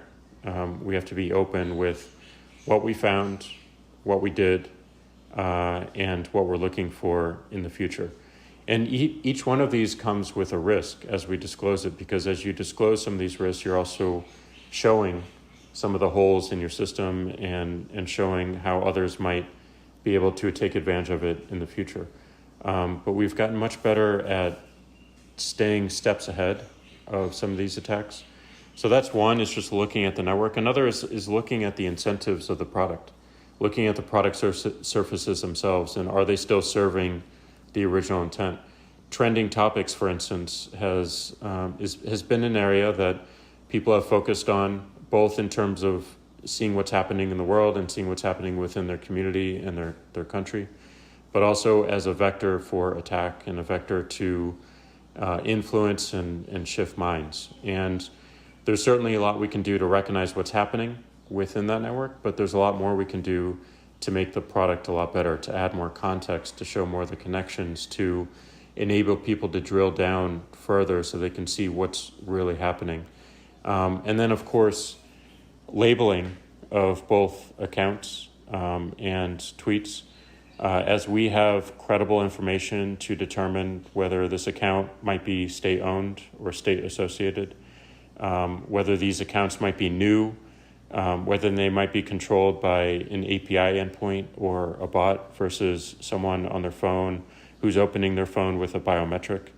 These are all signals that we can use to make the credibility of accounts, and therefore the credibility of their information, at least much stronger, but more transparent ultimately, so that people can make decisions for themselves when they see these trends, when they see these particular accounts and know that this message carries with it a different degree of consideration that people have to be aware of. So focusing on the network, focusing on the product surface area, making that better, and then adding context and credibility where we can determine it is how we're going after this.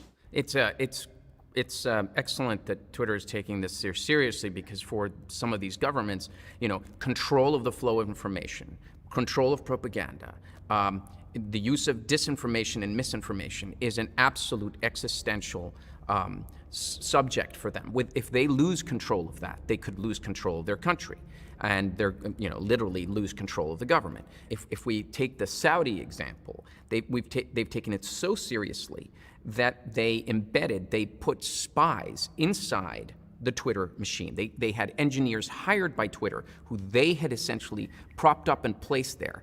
And in 2015, Saudi agents were discovered to have infiltrated Twitter. And their goal was to get into the back end and identify to be able to identify specific people who were tweeting against the Crown Prince. When this was exposed, the message sent, literally, people on Twitter, users felt naked. They literally, it was so chilling that human rights activists and dissenters, especially from the Middle East, could be identified this way and exposed, and ultimately arrested and God knows, in some cases disappeared. What measures has Twitter taken to ensure that this sort of thing doesn't happen again? I think it's so from a system standpoint, everything I mentioned around strengthening our system, applying more machine learning. Years ago we had to do this in a very mechanical way, and that can be slow and it can be super lossy in terms of us just not seeing everything. But now we are applying machine learning in a much more fulsome way. We're able to see a lot more. We're able to share with our peers what we're seeing and what they're seeing, which gives us more confidence that this is an action by a particular group that is not authentic and not genuine. Whereas in the past, we probably weren't doing enough of that. And it's often the case that this is not an attack against any one system. It's an attack against many systems to make sure that people are seeing it across different products and services. I think it's really critical that we maintain a connection and collaboration with journalists, with civil society, with activists, and getting constant feedback and pointers too. Because we're looking at one particular thing, which is how the system is working and the patterns that emerge on top of it.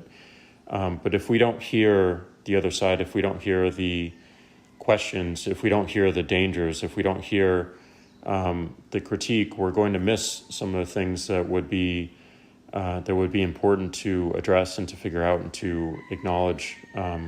So it's really, really incredibly important that we maintain these open channels to make sure that we're seeing everything that we need to see, and when we're not, that people are holding us accountable to it and calling us out for it. Right, but in this case, it was a social engineering hack. The Saudis put people inside Twitter. How do you stop that? How are you gonna? What do you do to stop the Chinese government from doing the same thing, or any government who hires a firm that engages in a private spying agency, such as Black Cube or the people who created Pegasus out of Israel? How do you ensure that essentially the keys to that back end remain in the pockets of those who are going to protect the identity of these human rights activists? Yeah, well, I fundamentally believe that security is not something that can ever be perfected. It's a constant race. It's a constant push to be 10 steps ahead of your attackers. And I think there are a few elements that are really important within that race. One is creating a lot of agility internally so that we can recognize flaws quickly and then fix them and advance them. Two is getting outside feedback and people who are watching from different angles and researching from different angles to actually see what's happening. And then third, making sure that we're building the right secure systems within our platform so that we can have trust in an untrusted environment. And there's a lot of newer technologies that provide for this. I mean, the whole spirit of Bitcoin, for instance, is to provide a trusted system in a distrusted environment, which is the internet. And those technologies will provide us new capabilities where we can do this internally as well and provide a lot more peace of mind in terms of us at the company, but also the people that are using our service, that this is something that even if you have untrusted parties entering in the system as workers, as people who are using the service, that it is still secure, it's still protected. And the more of those technologies we build in, the more of the technologies that are linked to an identity and a security system that you as an individual uniquely own, the more we can use biometrics to hook that up, whether it be Face ID or Touch ID or something that we're not considering right now. The more we're giving the individual the keys, the safer this whole system is going to be. And right now, we're just not in that state, but we are working towards it. And when I say we, it's the whole industry of the internet. And you see this most fundamentally in the work in Bitcoin and blockchain. And that's what gives me a lot of hope and a lot of peace of mind to help these issues and to help thwart these issues, is because the keys and the control will actually be more and more in the hands of the individual rather than a corporation or rather than a government. The idea, I mean, shifting the conversation to building the future is definitely something I want to end with. But if I can go and discuss briefly, because again, it's very important to so many people in our community to put this question to you. Look, Iran and China are countries where Twitter is banned outright. Nobody in these countries can tweet. But officials from these countries, like from China or Iran's foreign ministry, they use Twitter to express the government's point of view. So essentially, the government minister can tell the world what the position is of the government or misinform, whether it's about COVID or about anything else. Yet the people of that country can't use it. So why are you letting them use it and yet they ban their own people? Isn't it hypocritical to allow officials to have verified Twitter accounts to promote the propaganda of, the Iranian and Chinese regime while they ban their own people from access to your platform? Well, there are people in China and in Iran that are using Twitter, that are seeing what people are saying, including their leaders on Twitter. And they're doing so through safe VPNs. They have friends outside of those countries and collaborators and colleagues outside of those countries who are also watching. And I do think it's important to show the dissonance of what's happening on the ground versus what the leaders are saying, to help hold them to account and to also see what they're doing. I do believe it's important at least to have their voices in the open so that you know how the story of the country, how the story of the regime or the administration is being told to the rest of the world. And that information gives a much more credible fight. It gives more information with which to utilize and to strengthen the activism around. So it does, on the surface, it does feel dissonant that we would enable that. But I do think it's important to see as many of the voices as possible, especially the ones that you disagree with, so that you can understand how they're thinking and what they're trying to say and how they're trying to represent the whole of the people to the world, when in fact that is not how it should be represented. That is not the particular case. And that context that we also provide, I think, is important for the rest of the world. We just started labeling state-controlled media or state-associated media, and it gives a context to the rest of the world that this is associated with the government, who activists might be against, and having that context and giving that information to people, gives them a different judgment on what they're reading and what the intent is and if there's an agenda behind it. Well, you started labeling the officials from China, Russia, but then you also added France, United Kingdom, and the U.S. You've been going into what has propelled this decision to have wider information. Are you going to adopt this worldwide? Are all, when officials from different countries, are you going to have that as announced so that people know that? And if we can take one step further, there are state propaganda vehicles, like, for instance, RT, which is very popular in the United States, and very few people realize that it is actually Putin's network. It literally is Putin's network. It puts out information that Putin wants out there, and many times it's misinformation or false information. By the same token, you have TRT out of Turkey, and you have other state-owned vehicles from dictatorships that are pushing a particular agenda. And a lot of people, it looks like the BBC, it looks like CNN, it looks like something that otherwise you might think is credible, but in the end it actually is not. RT is not credible, and yet people are disseminating it like it's a credible privately owned network subject to the same kind of standards of journalistic ethics as we have in the West. Are you going to start labeling those as well? We are. We wanted to start small. We wanted to start with more known entities that we could learn from, test out the system, and then as we understand it and we understand both the positives and also the negatives that we're improving, we can roll it out to more and more. And I think it's important that we do that smaller test, because we'll get feedback from activists on what's working and what's not working, and that's just critical to our work. If in the past we may have moved very quickly to cover the world with that, and that would have been in error, because it may have created more confusion, because the product and the understanding of it just was not as robust as it needed to be. So I think it's really important as we take steps like this, that we take small steps and we allow them to grow, and we take in all the learnings and just try to understand as much as we can before we expand it even further. That's one of our greatest lessons over the past 5 years, is to slow down a bit, pace it, and make sure that we are doing the right thing, integrating the critical feedback. And I believe we were one of the first to ban RT from utilizing our advertising systems in order to propagate their messaging.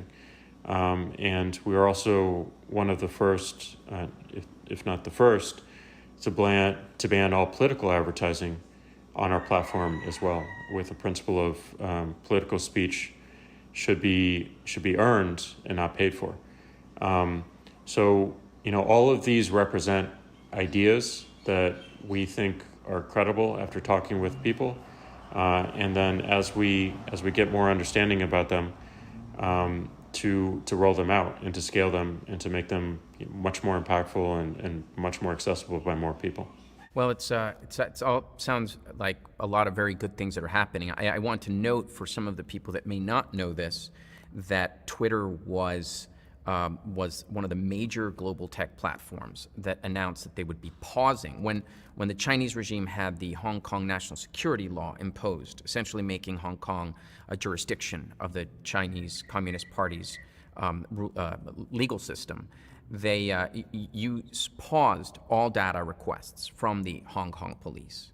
And this was, from those of us from a human rights perspective, it was such an important step of you basically counting yourself as not being a part of the legal system of the CCP. Why was this an important thing for Twitter? It was important. It was important for us because it's true to who we are. We've had a long-standing relationship and usage with the people in Hong Kong, and we've also had a lot of experience and a track record of pushing back on governments that are egregiously going after a particular journalist or activist and fighting for them. And we have a history of doing this not just around the world, but also within our own country, in terms of making sure that we can take these actions, making sure that we can have transparency around any requests that governments around the world ask of us, and that we really fight hard for the people that are on our service. And this one made sense immediately, and something that we worked with our civil societies around the world to help understand and to strengthen our moves. And we want to make sure that in any of these actions that people have awareness of why we're taking it, and some of the upside and the downside of those actions for the company, for the service, and also for the people who might be using it. Well, it was definitely something that was noticed by everyone in the human rights field. I want to go back to what you had started discussing when it comes to blockchain and building the future. In this past December, Twitter announced that you were going to be funding a small team of 5 open source architects and engineers and designers to start developing an open and decentralized standard for social media. So the goal was ultimately to be a client of this standard. Can you explain that to people who are not techies, who are not like blockchain enthusiasts? What are the risks of an internet that is not open, and what does it mean to having a decentralized standard for social media? There's probably a number of you who remember the older internet, Usenet, IRC, Internet Relay Chat. And what was interesting, and that's the internet I grew up on, and what was interesting is how decentralized the internet was at that time. And then what was difficult about that decentralization was actually discovery, finding content, finding people that would be like-minded. And that is what Google represents. It's centralizing the discovery problem. It's what Facebook represents, centralizing a discovery problem. It's what Twitter represents as well, centralizing the discovery problem. And now we're in a world that blockchain exists, that Bitcoin exists, that decentralized technologies exist, so that now we can build the discovery problem on a much more decentralized foundation. And what I think that does is generally a lot of our value in the past was around content hosting. So we would host the tweets, we'd host the images, we'd host the videos. Blockchain and Bitcoin point to a future and point to a world where content exists forever, where it's permanent, where it doesn't go away, where it exists forever on every single node that's connected to it. And what that means is the job of content hosting goes away. The job of discovery is the most important thing. And we've had to really consider what that means for us as a company. What that means is we're not in the content hosting business anymore. We're in the discovery business. And we're going to have a particular approach on discovery, which is healthy conversation. Healthy public conversation that seeks to help people understand what's happening in the world, to have conversations about what's happening, and hopefully solve problems together. And what that means ultimately is we need to become a client of something much bigger than us. We need to enable people to contribute to a public blockchain, and we need to be able to enable people to be able to pull and see from that public blockchain as well. And if we're able to do that, it's something that's really powerful and something that I think speaks back to the power and the original intent of what the internet could be, which is something that anyone in the world can access, anyone in the world can make decisions around in terms of their engagement, in terms of what they own, in terms of what they see, in terms of what they share. And companies like us can build a business on top of that that contributes to that greater whole, but pulls from it in a way that's compelling to people. And we wanted to advance this. So we're going to hire 5 engineers and some folks to start building Twitter as a protocol. And one of the things we heard early on in Twitter's history is that this is so basic and so simple, it kind of feels like a protocol right now. It doesn't feel like a company. It feels more like a movement, and it feels more like a technology that I can use to build whatever I want to build on top of. And that was such a magic time and such a magic understanding of what Twitter was. And we want to get back to that, and we want to help the world get back to that as well. So right now we're in the phase of finding a leader for it, but this is a completely separate nonprofit from the company. This group will be tasked with building a protocol that we can use, but everyone else can use.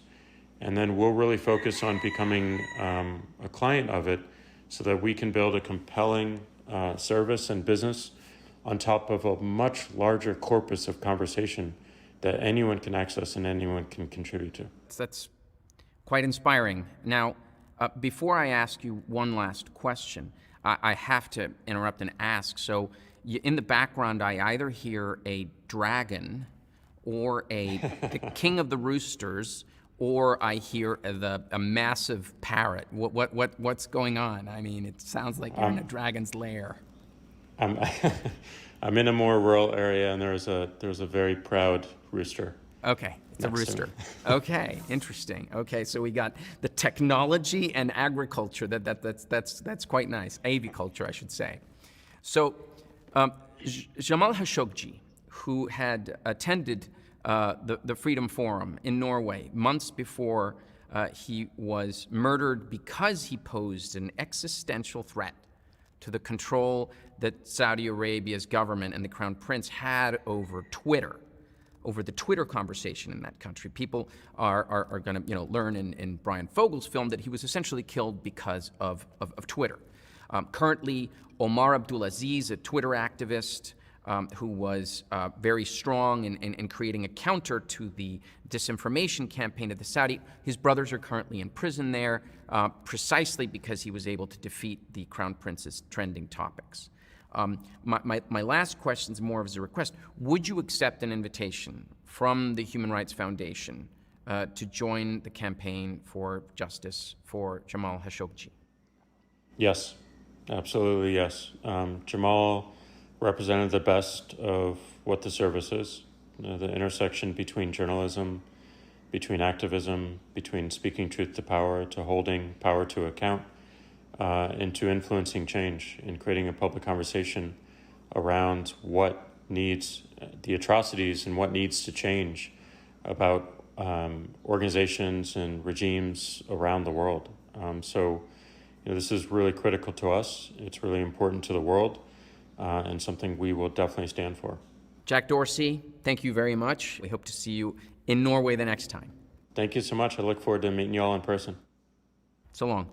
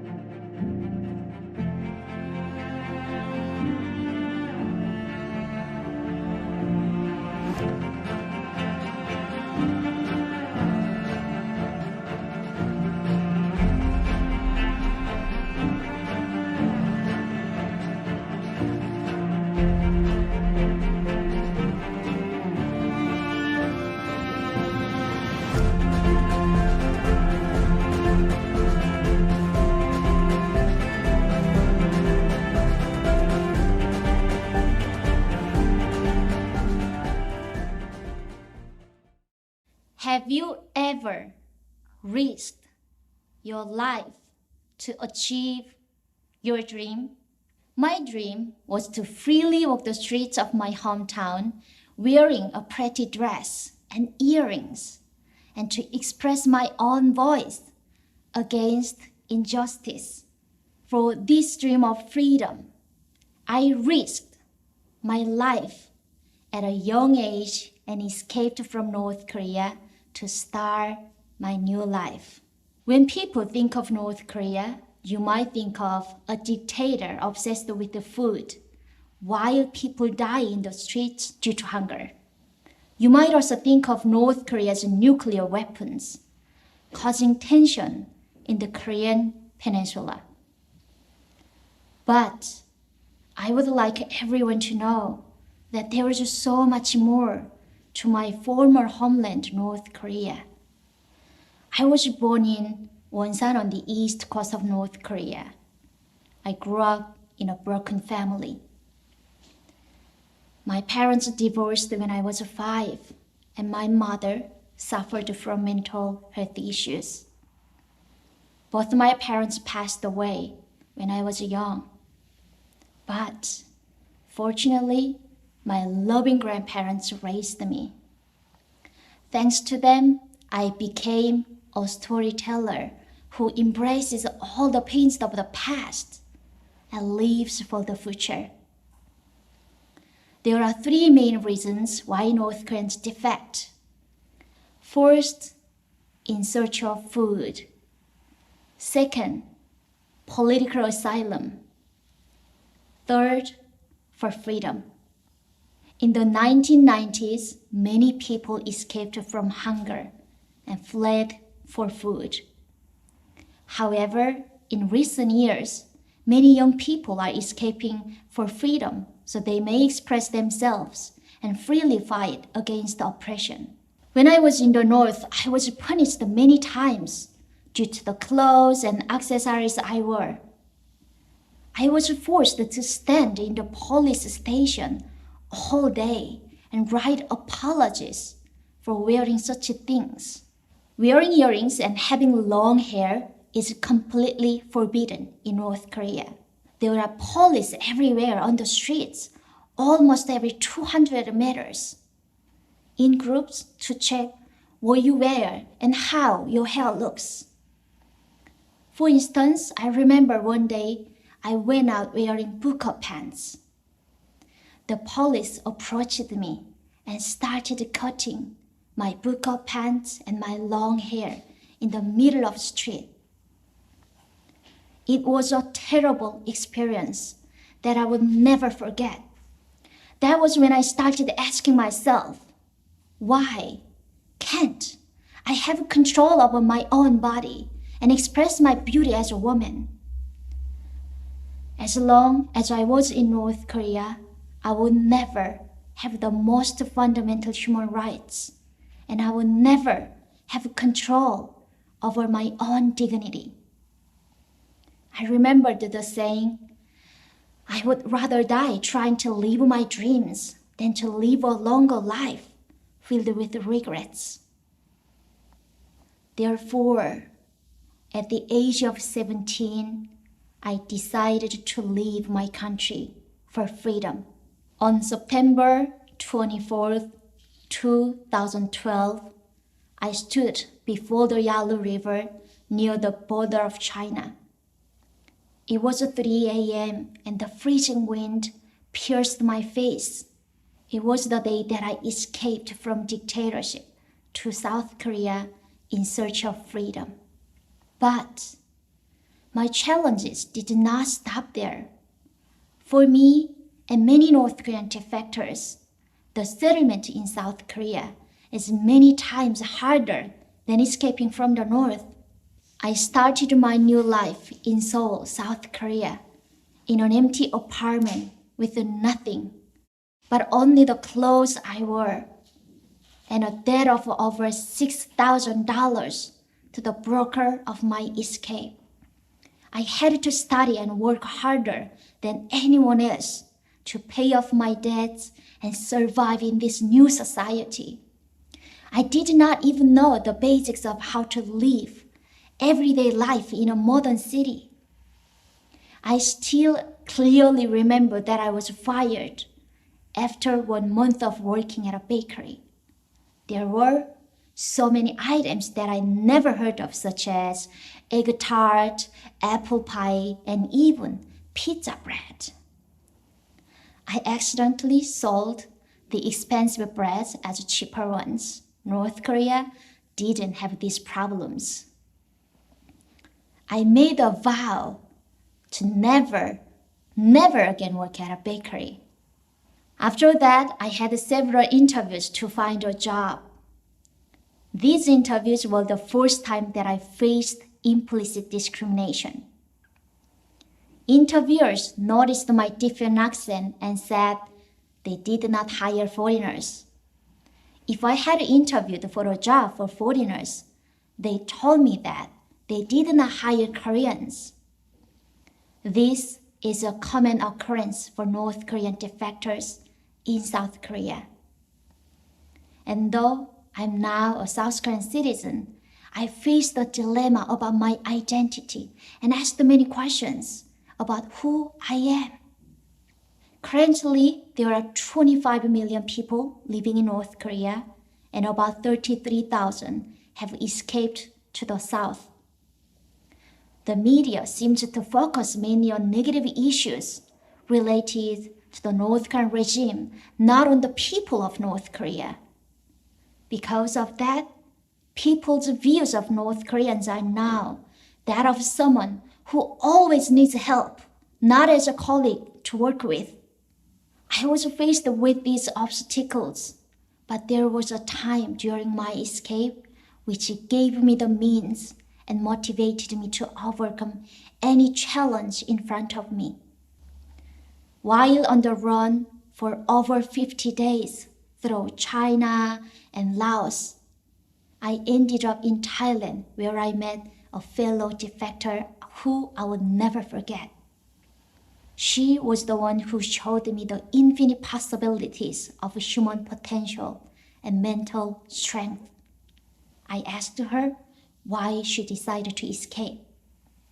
She said, I starved for 10 days because I had nothing to offer.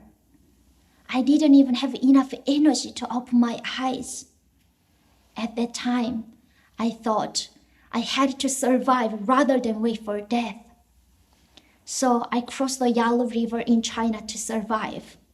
It's not only her anecdote, but also many North Korean defectors' stories. One of the most beautiful aspects about North Korea is its people. Ordinary people like her.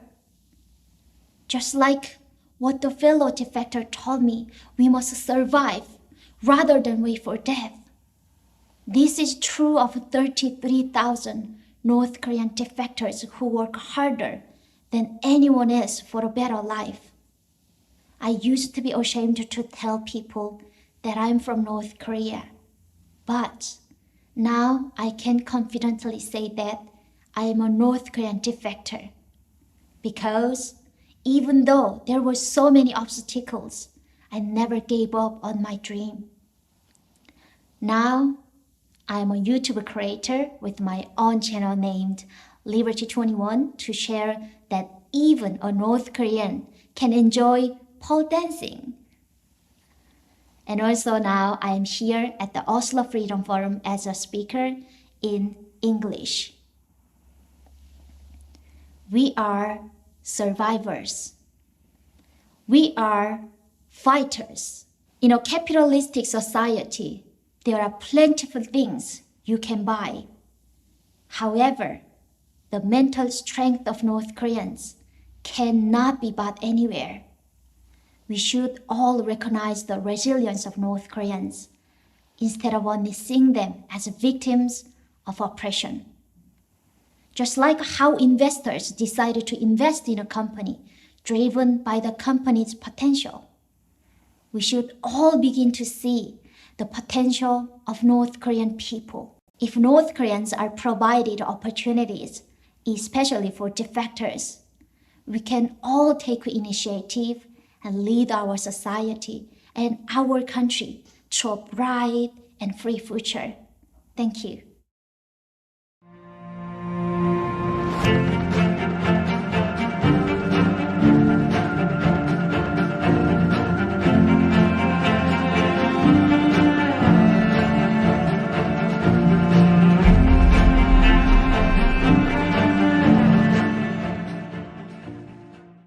У нас конституция не под женщину.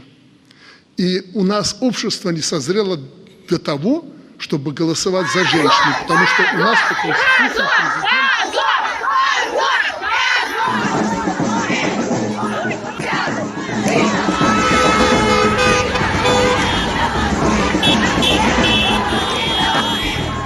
We got used to think that men are power, but I can show that women are even more power than our men. The day when candidates for presidency brings documents for registration into election commission, I brought my document instead of my husband. He was in jail at that moment, and his documents were not accepted, and it's normal for Belarus to put in jail people for their civil position. I didn't see another opportunity to support him, just to print my documents instead of him. Congratulations. Oh, thank you. I'm not sure if I want these congratulations, you know. I'm sure they registered me just to make love at me. But people, they supported me, and it was like a shock for authorities. So they just had to leave me to show that there is a hint of democracy in these elections. So they, at that moment, that they left the weakest person, as they thought. I got an offer from Babarika's and Tsipkala's staff to join all the people around one candidate, and of course I agreed. So it was the unity not of three staffs, but the unity of all the Belarusian people. I am a press secretary of Svetlana Tikhanovskaya. I am a volunteer. It was requests from Svetlana for a political program for her campaign. And our experts, Alexander and Eugenio Krasulin, who is my husband, they are experts in program of UCP, United Civil Party, and they helped to prepare a program for Svetlana.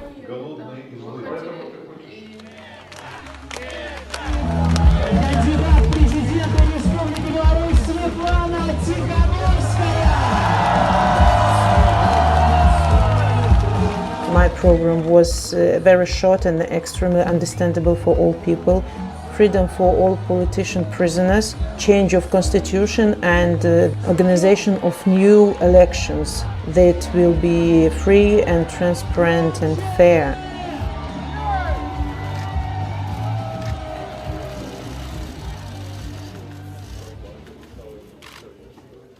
There were a lot of our initiatives that were organized to count real numbers of the elections. First of all, we call people to make pictures of their ballots. Thank you, yeah. And just to send them to a special platform where we could count them. During the whole election campaign, we persuaded people who are in election commission to count honestly. Добрый вечер всем. И он действительно сегодня добрый. Вы знаете, я считаю, что мы уже победили, потому что мы победили свой страх, мы победили свою аполитичность, мы победили апатию и безразличие. А это, знаете, такие победы, которые важнее всех остальных побед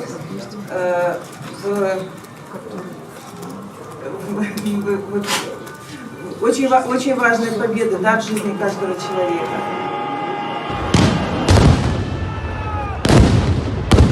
We are getting reports that the main opposition candidate in Sunday's election night might be missing.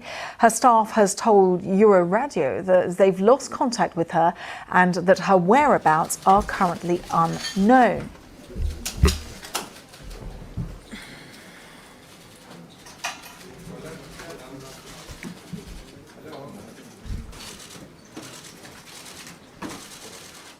She just had not so many options, and she was forced to take the decision to leave the country. We understood that she experienced really some pressure. It was not easy time during the detention. We don't know what happened precisely. She is in Lithuania. She is safe, united with her family, and this is the main message for now. Let me now introduce our distinguished briefer, Mrs. Svetlana Tsikhanovskaya, a former presidential candidate and the leader of the National Movement for Democracy and Free Elections. Mrs. Tsikhanovskaya, you have the floor, please. Thank you, Mr. Chairman. Today, my country, Belarus, is in turmoil. Peaceful protesters are being illegally detained, beaten, and imprisoned. The protests themselves started after a cynical and blatant attempt by Mr. Lukashenko to steal the votes of the people.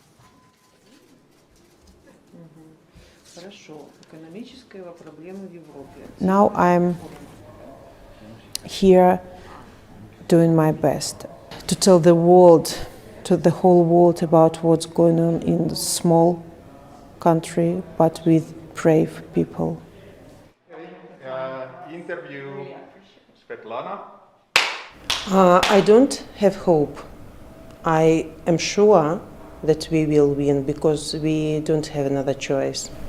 Do you feel now that everything you're doing here is still about supporting him as well? For sure. It's not about supporting him and other politician prisoners, but it's about supporting Belarusian people, about supporting human rights, about supporting our rights to speak, to stand, to clap, to elect. Dear Oslo Freedom Forum participants, thank you for fighting for freedom and democracy. When my husband, who wanted to run for president, was jailed because of his desire to build a new country for life, I wanted to support him. And I gave my documents to the Election Commission. So my first step towards presidency was for love. And only after this, when I saw the support of Belarusian people, I understood that I can't give up what I have started and continue this election campaign. This election was different for a lot of reasons. First of all, because Belarusian people woke up and self-consciousness of Belarusian people has changed. And now we really understood that we don't want to live in this regime anymore. We don't want to live under this pressure anymore. We don't want a dictator to be a leader of our country anymore. And we understood this, and we understood that we will have to fight for our freedom. We will have to fight for our future.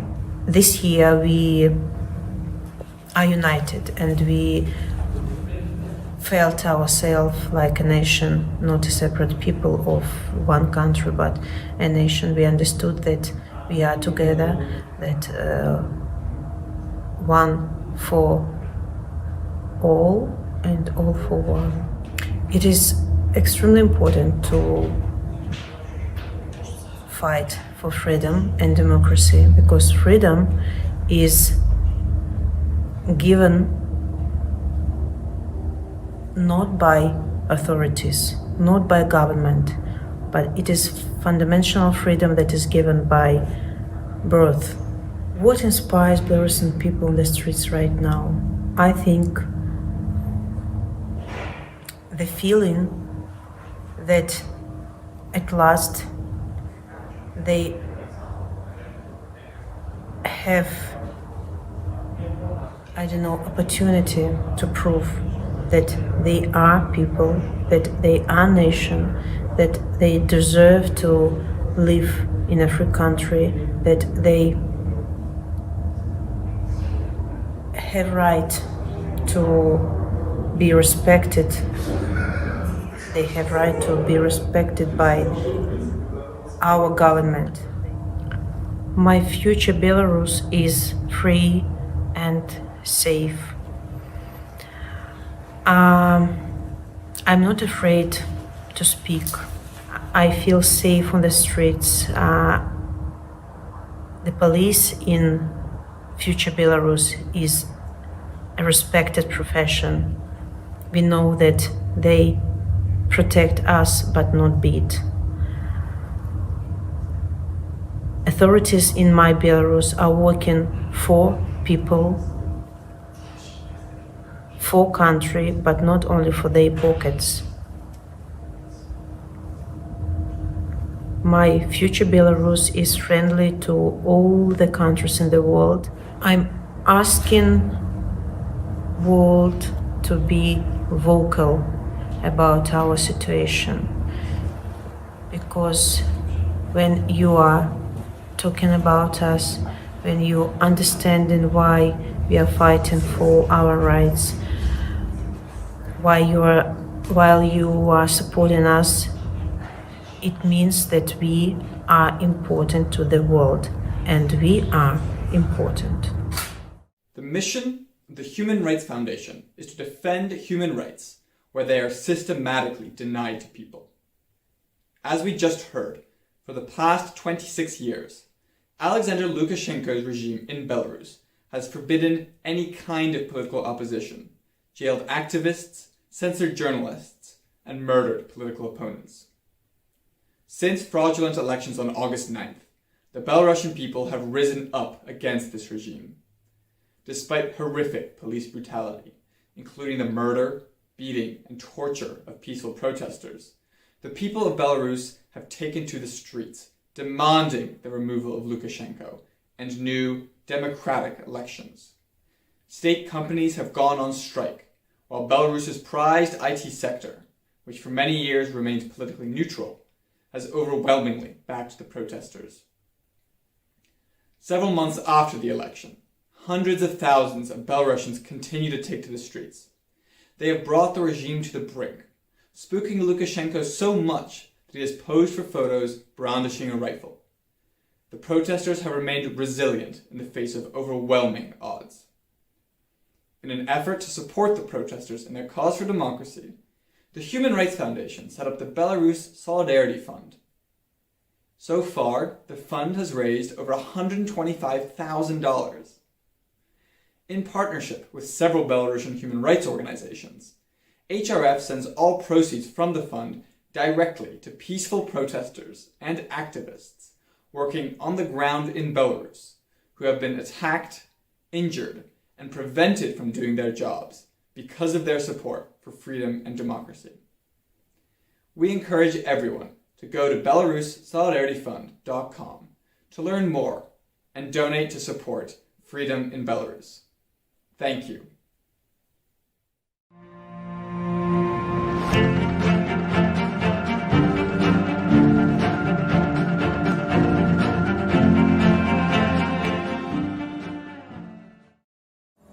Hello everyone, my name is Buika and I'm here to sing for all of you guys, but also for the Oslo Freedom Forum speakers. Thank you so much for your fight. I give you my heart.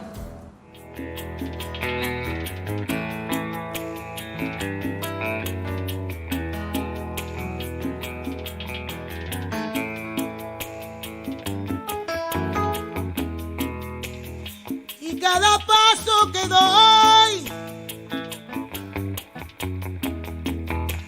es un regalo del cielo,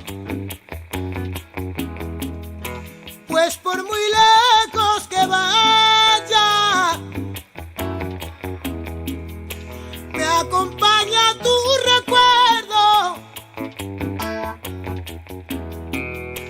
Y ya que el mundo sigue en pie, y ya que somos tú y yo, y aunque haya habido distancia entre los dos, yo hoy voy a cantarle a tu amor, porque hoy yo me lo merezco.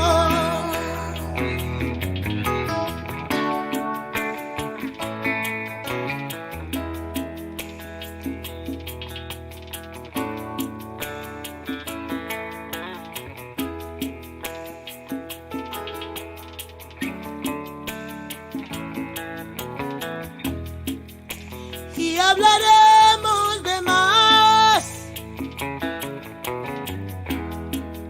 sin prisas, pausas ni miedos, y te pediré locura, ay, y te daré todo lo que tengo aquí. Y ya que el mundo sigue en pie y que seguimos siendo tú y yo, y aunque hayan pasado cosas entre los dos, ay, yo voy a cantarle a tu amor, porque hoy yo me lo merezco. Yo voy a cantarle a tu amor, porque hoy me lo merezco.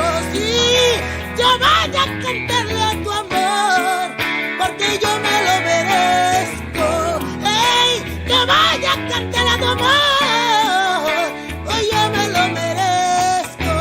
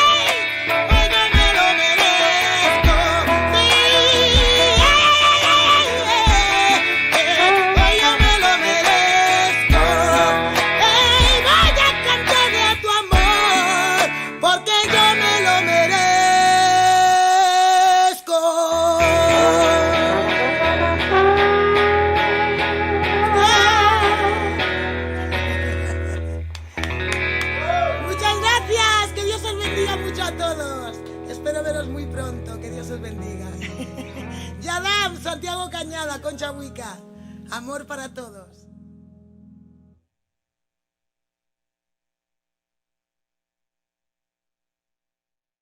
For the past 2 days, you've borne witness to those who are challenging oppressive and corrupt regimes across the world. These individuals are operating under extremely difficult physical and mental conditions, often putting their lives at risk. It is thanks to their passion and resilience that we can hope for a better future, where human dignity is respected and where human rights are at the top of the world's agenda. But resilience is strengthened with the support of a community. And this is exactly what we strive to create at the Oslo Freedom Forum. A gathering of activists and human rights defenders who can rely on each other and unite in standing up against tyranny.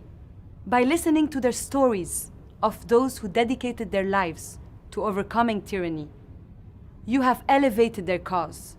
We ask you to continue by sharing the stories you've heard, by supporting them, and using whatever is in your power to make their voices heard. We will be closing this conference with a ceremony honoring the legacy of Václav Havel, the Czech dissident playwright, poet, and late chairman of the Human Rights Foundation. During this ceremony, 3 laureates will be presented with the Václav Havel Prize for Creative Dissent.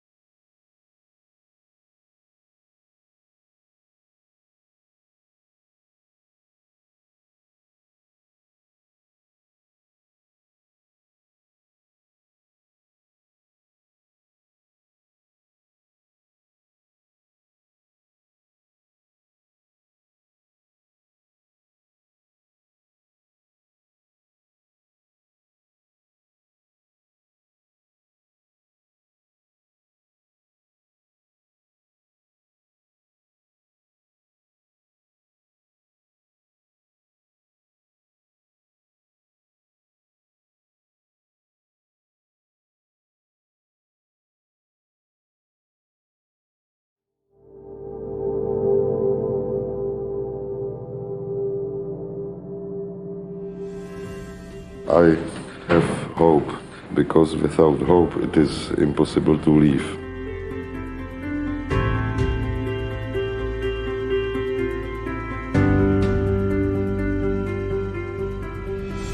Václav Havel, the poet, the playwright, the dreamer, the revolutionary. The Václav Havel Prize for Creative Dissent. Because dissenting is the best verb to conjugate liberty.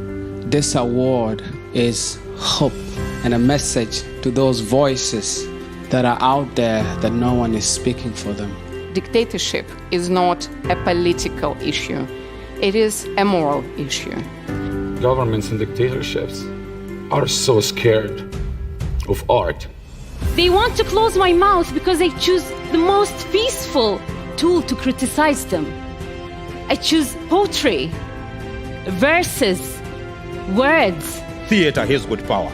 We have got power to provoke emotions and start debate immediately. So I would like to dedicate this award for the voiceless. Even though we may be going through great darkness, it's up to us to realize that there is a light at the end of the tunnel. Václav Havel said, "Hope is not the conviction that things will turn out right, but the certainty that what we do without caring what the result will be."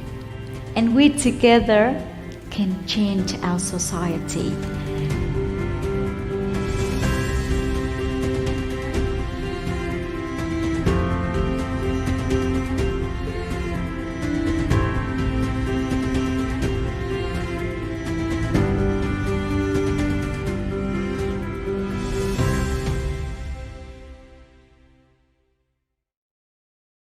Describing Václav Havel's legacy is not an easy task.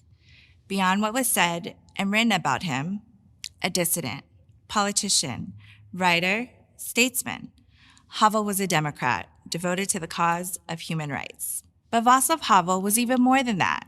He became a symbol. He became the image of creative freedom, imprisoned by a tyrannical regime. Václav Havel's legacy encourages us to strive for high ideals and fight for them relentlessly, without compromise. While this can certainly not be easy, anyone aspiring to live in truth can embody the spirit and memory of Havel. Ladies and gentlemen, I have the honor to present our first Václav Havel International Prize for Creative Dissent to Kizito Mihigo of Rwanda. This is tragically the first time a Havel Prize is awarded posthumously. But we are not here to mourn. We want to take this opportunity to celebrate Kizito's life, musical talent, and courageous commitment to what Havel called living in truth. Kizito was born in Kibeho in southern Rwanda, the third of 6 children. Both his parents were ethnic Tutsis, an oppressed minority which suffered discrimination under a dictatorial regime dominated by the majority ethnic Hutus.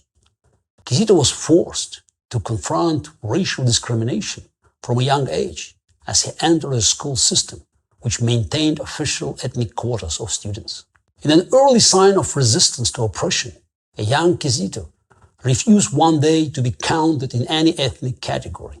When he was confronted by his teacher, Kizito offered a cheeky response. "My ethnicity is yet to be mentioned. My family is rich because we have a generator at home." Soon, however, Kizito's childhood was shattered by unimaginable horror and violence.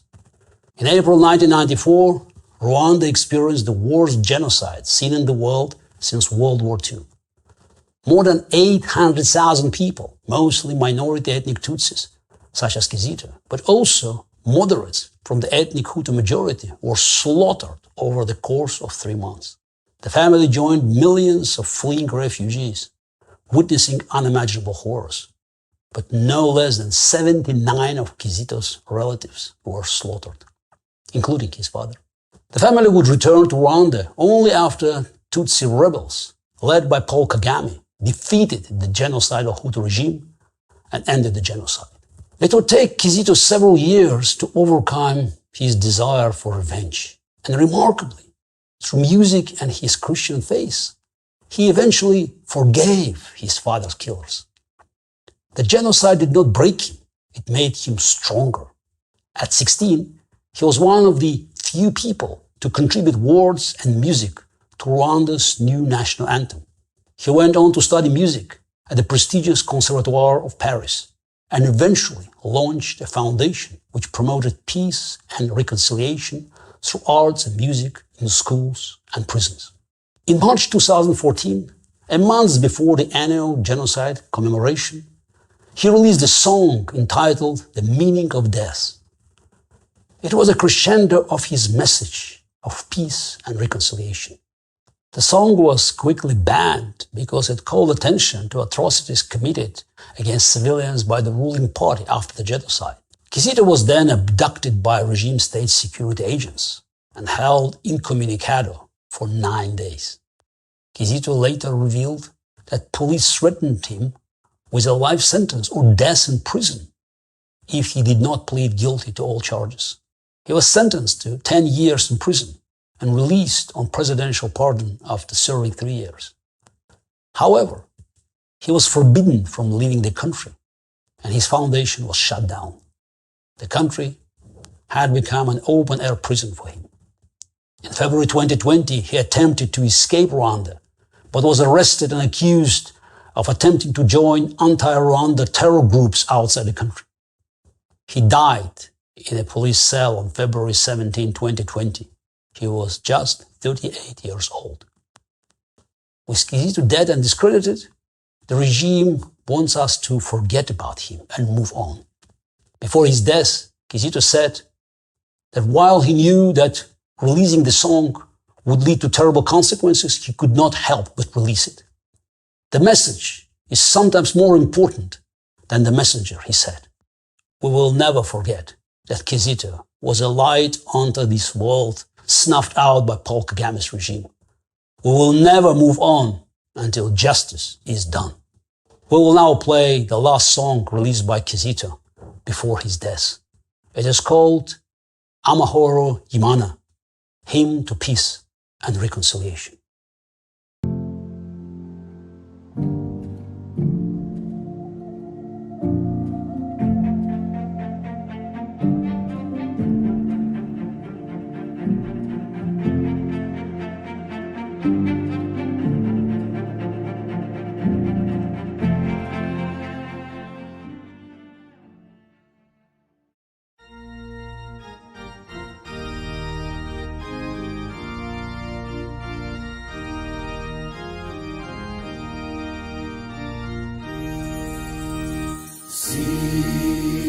Singizimana munyarwanda singiza yamamaze kuko yatwiyeretse ikaduherekeza muri uru rugendo rutagatifu.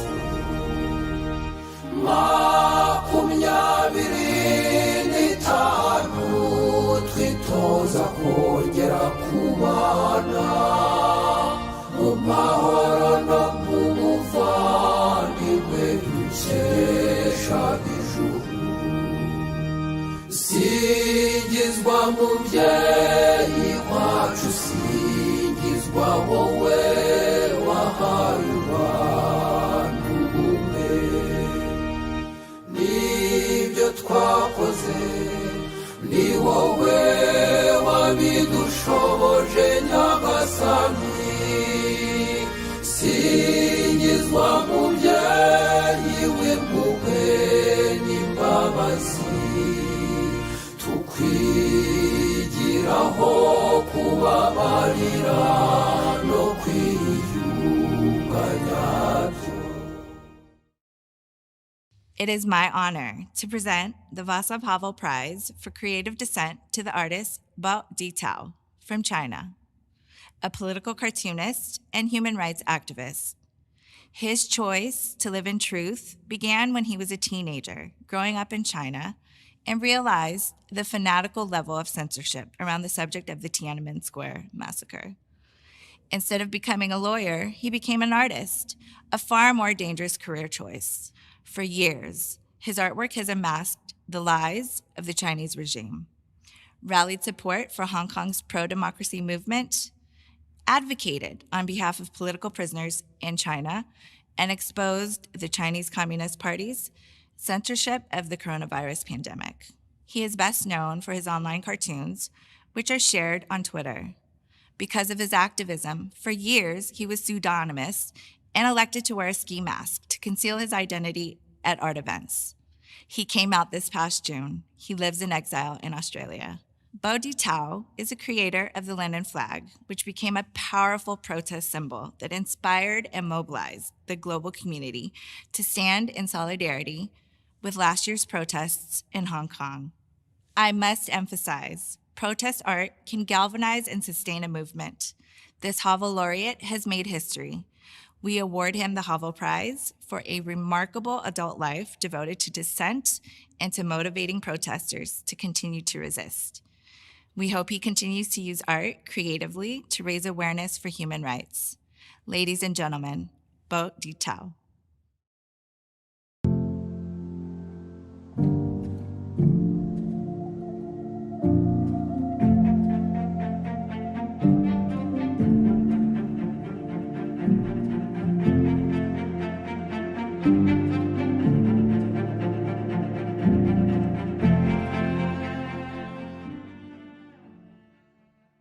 Millions Hong Kongers took the street and protested for their basic rights and a fair election, regardless of the white terror from Beijing. Millions of Uyghurs are put into concentration camps, and they're tortured and forced to be laborers, like slaves. Millions of Tibetans lose their land and the rights to practice religion freely. Many of them choose to set themselves on fire as a form of protest. Millions of Mongolians lost their rights to speak native tones and practice their native culture because of operation of China. Millions of refugees seeing no hope in Europe, even after fleeing from the war and environmental crisis from Middle East to Africa. Millions of minorities are suffering from systematic racism in America. The history of this world has not ended. The struggle of this world has not ended. Our world needs 1 million pencils, 1 million guitars, 1 million brushes, 1 million pianos to tell the story for the ones who do not have a voice. Our world needs 1 million artists to act, to draw, to paint, to sing, for those who are trapped in oppression and injustice. So my fellow artists, don't make art, make change. It is such a privilege to be able to show your works in the gallery, to be able to play your music in a concert hall, to be able to screen your films in a theater. It is such a privilege to be able to create freely. So don't take freedom as granted. Don't just be satisfied as entertainers. And don't hide in the ivory tower of art for the sake of art. My fellow artists, don't make 1 million art. Make one change. It is my honor to present the Václav Havel Prize for Creative Dissent to Omar Abdulaziz from Saudi Arabia. Omar is a political satirist and human rights activist from Saudi Arabia. He had to flee Saudi Arabia because of his criticism of the Saudi government on Twitter. He started a new life in Canada where he deepened his commitment to being self-expressed and began doing the unthinkable. He began criticizing not just the Saudi government, but also the Saudi royal family and the crown prince. His satirical new show in Arabic, Say It and Walk Away, which is on YouTube, has a far reach with more than 53 million views.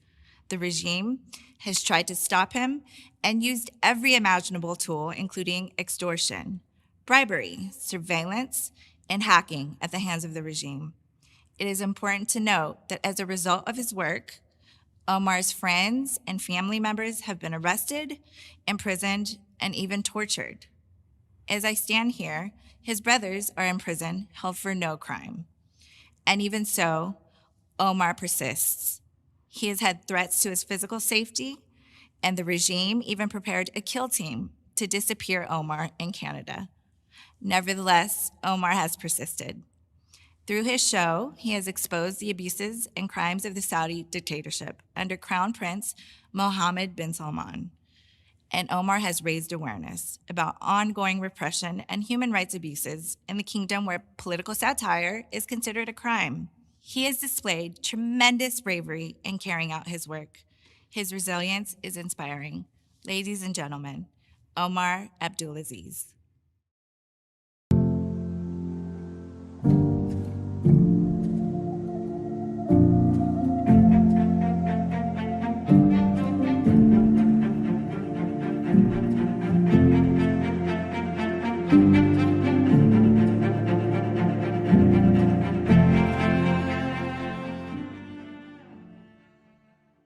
Ladies and gentlemen, unfortunately, Omar Abdulaziz is unable to join us because he is physically unwell. However, he has sent text that he wanted read as his acceptance remarks. I am truly honored to be given such a prestigious award alongside great artists, musicians, and activists. I believe it is really a noble gesture to value artwork and political satire as tools against authoritarianism and dictatorship, and to celebrate art that serves the struggle for basic human rights and civil liberties for our peoples. What we creative dissenters say resonates with people not because we're exceptional or because we are different, but rather because the people can relate powerfully to our work. They see that we reflect what they think, what they say, and what they feel.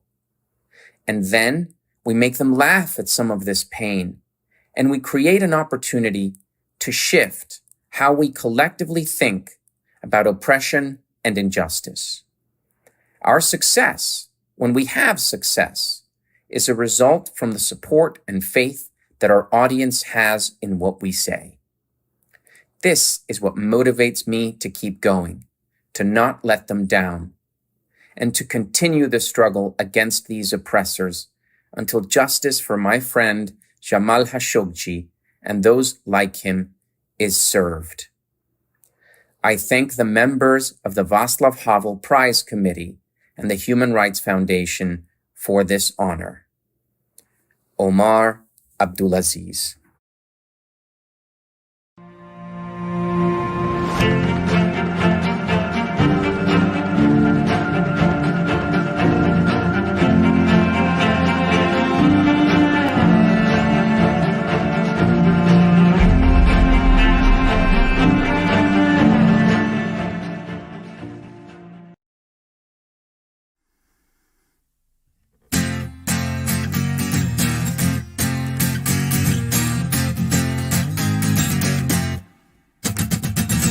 فعل مكانه مش جبان لا بتهن واسكت زي زمان يكون فعل مكانه مش جبان لا بتهن واسكت زي زمان لا انا بصرخ يكون فعل مكانه مش جبان لا بتهن واسكت زي زمان يكون فعل مكانه مش جبان لا بتهن واسكت زي زمان لا انا بصرخ واكتب وابعت واتكلم واسمع يا معلم واكتب وابعت واتكلم واسمع يا معلم انا المواطن نقط نقط نقط رقم قومي نقط نقط نقط محل الاقامه نقط نقط نقط بجوار البنزينه انا المواطن نقط نقط نقط رقم قومي نقط نقط نقط محل الاقامه نقط نقط نقط بجوار البنزينه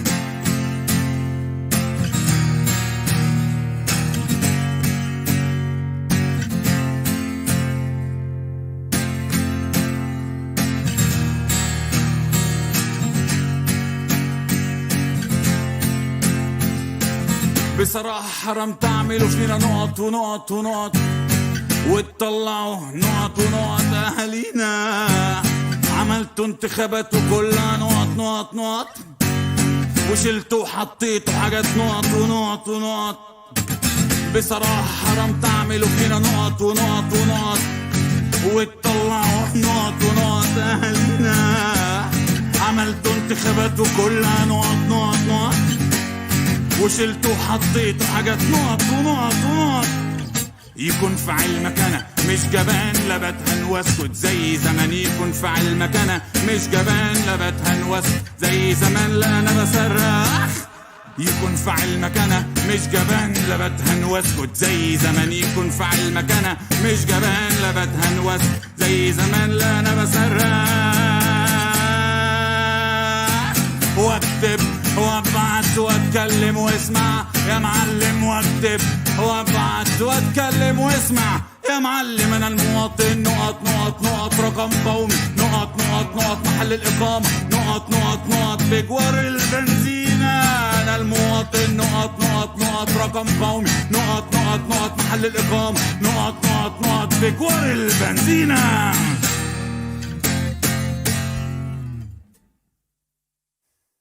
Fight the power.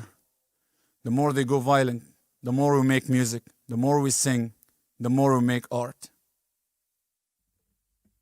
Thank you for joining us over the past 2 days. It's been a wonderful Oslo Freedom Forum, despite the challenges of doing a solely online event. If you've liked what you've seen here, please help us amplify these voices and help multiply the impact of the speakers, the activists, and the technologists that we've brought together here. Please share their talks widely. Please consider supporting their work directly. And if you want to learn more about the Oslo Freedom Forum, or if you'd like to attend in 2021, please visit oslofreedomforum.com. There you will also find an archive with hundreds and hundreds of talks, wonderful talks from speakers who've been there in the past. And if you'd like to become involved with the Human Rights Foundation, I invite you to visit hrf.org. The dates for the next Oslo Freedom Forum will be online in the next couple of months on the website. Everyone can play a role. Everyone must play a role if we are to be successful in the struggle against dictatorship and authoritarianism. Again, thank you so much. So long.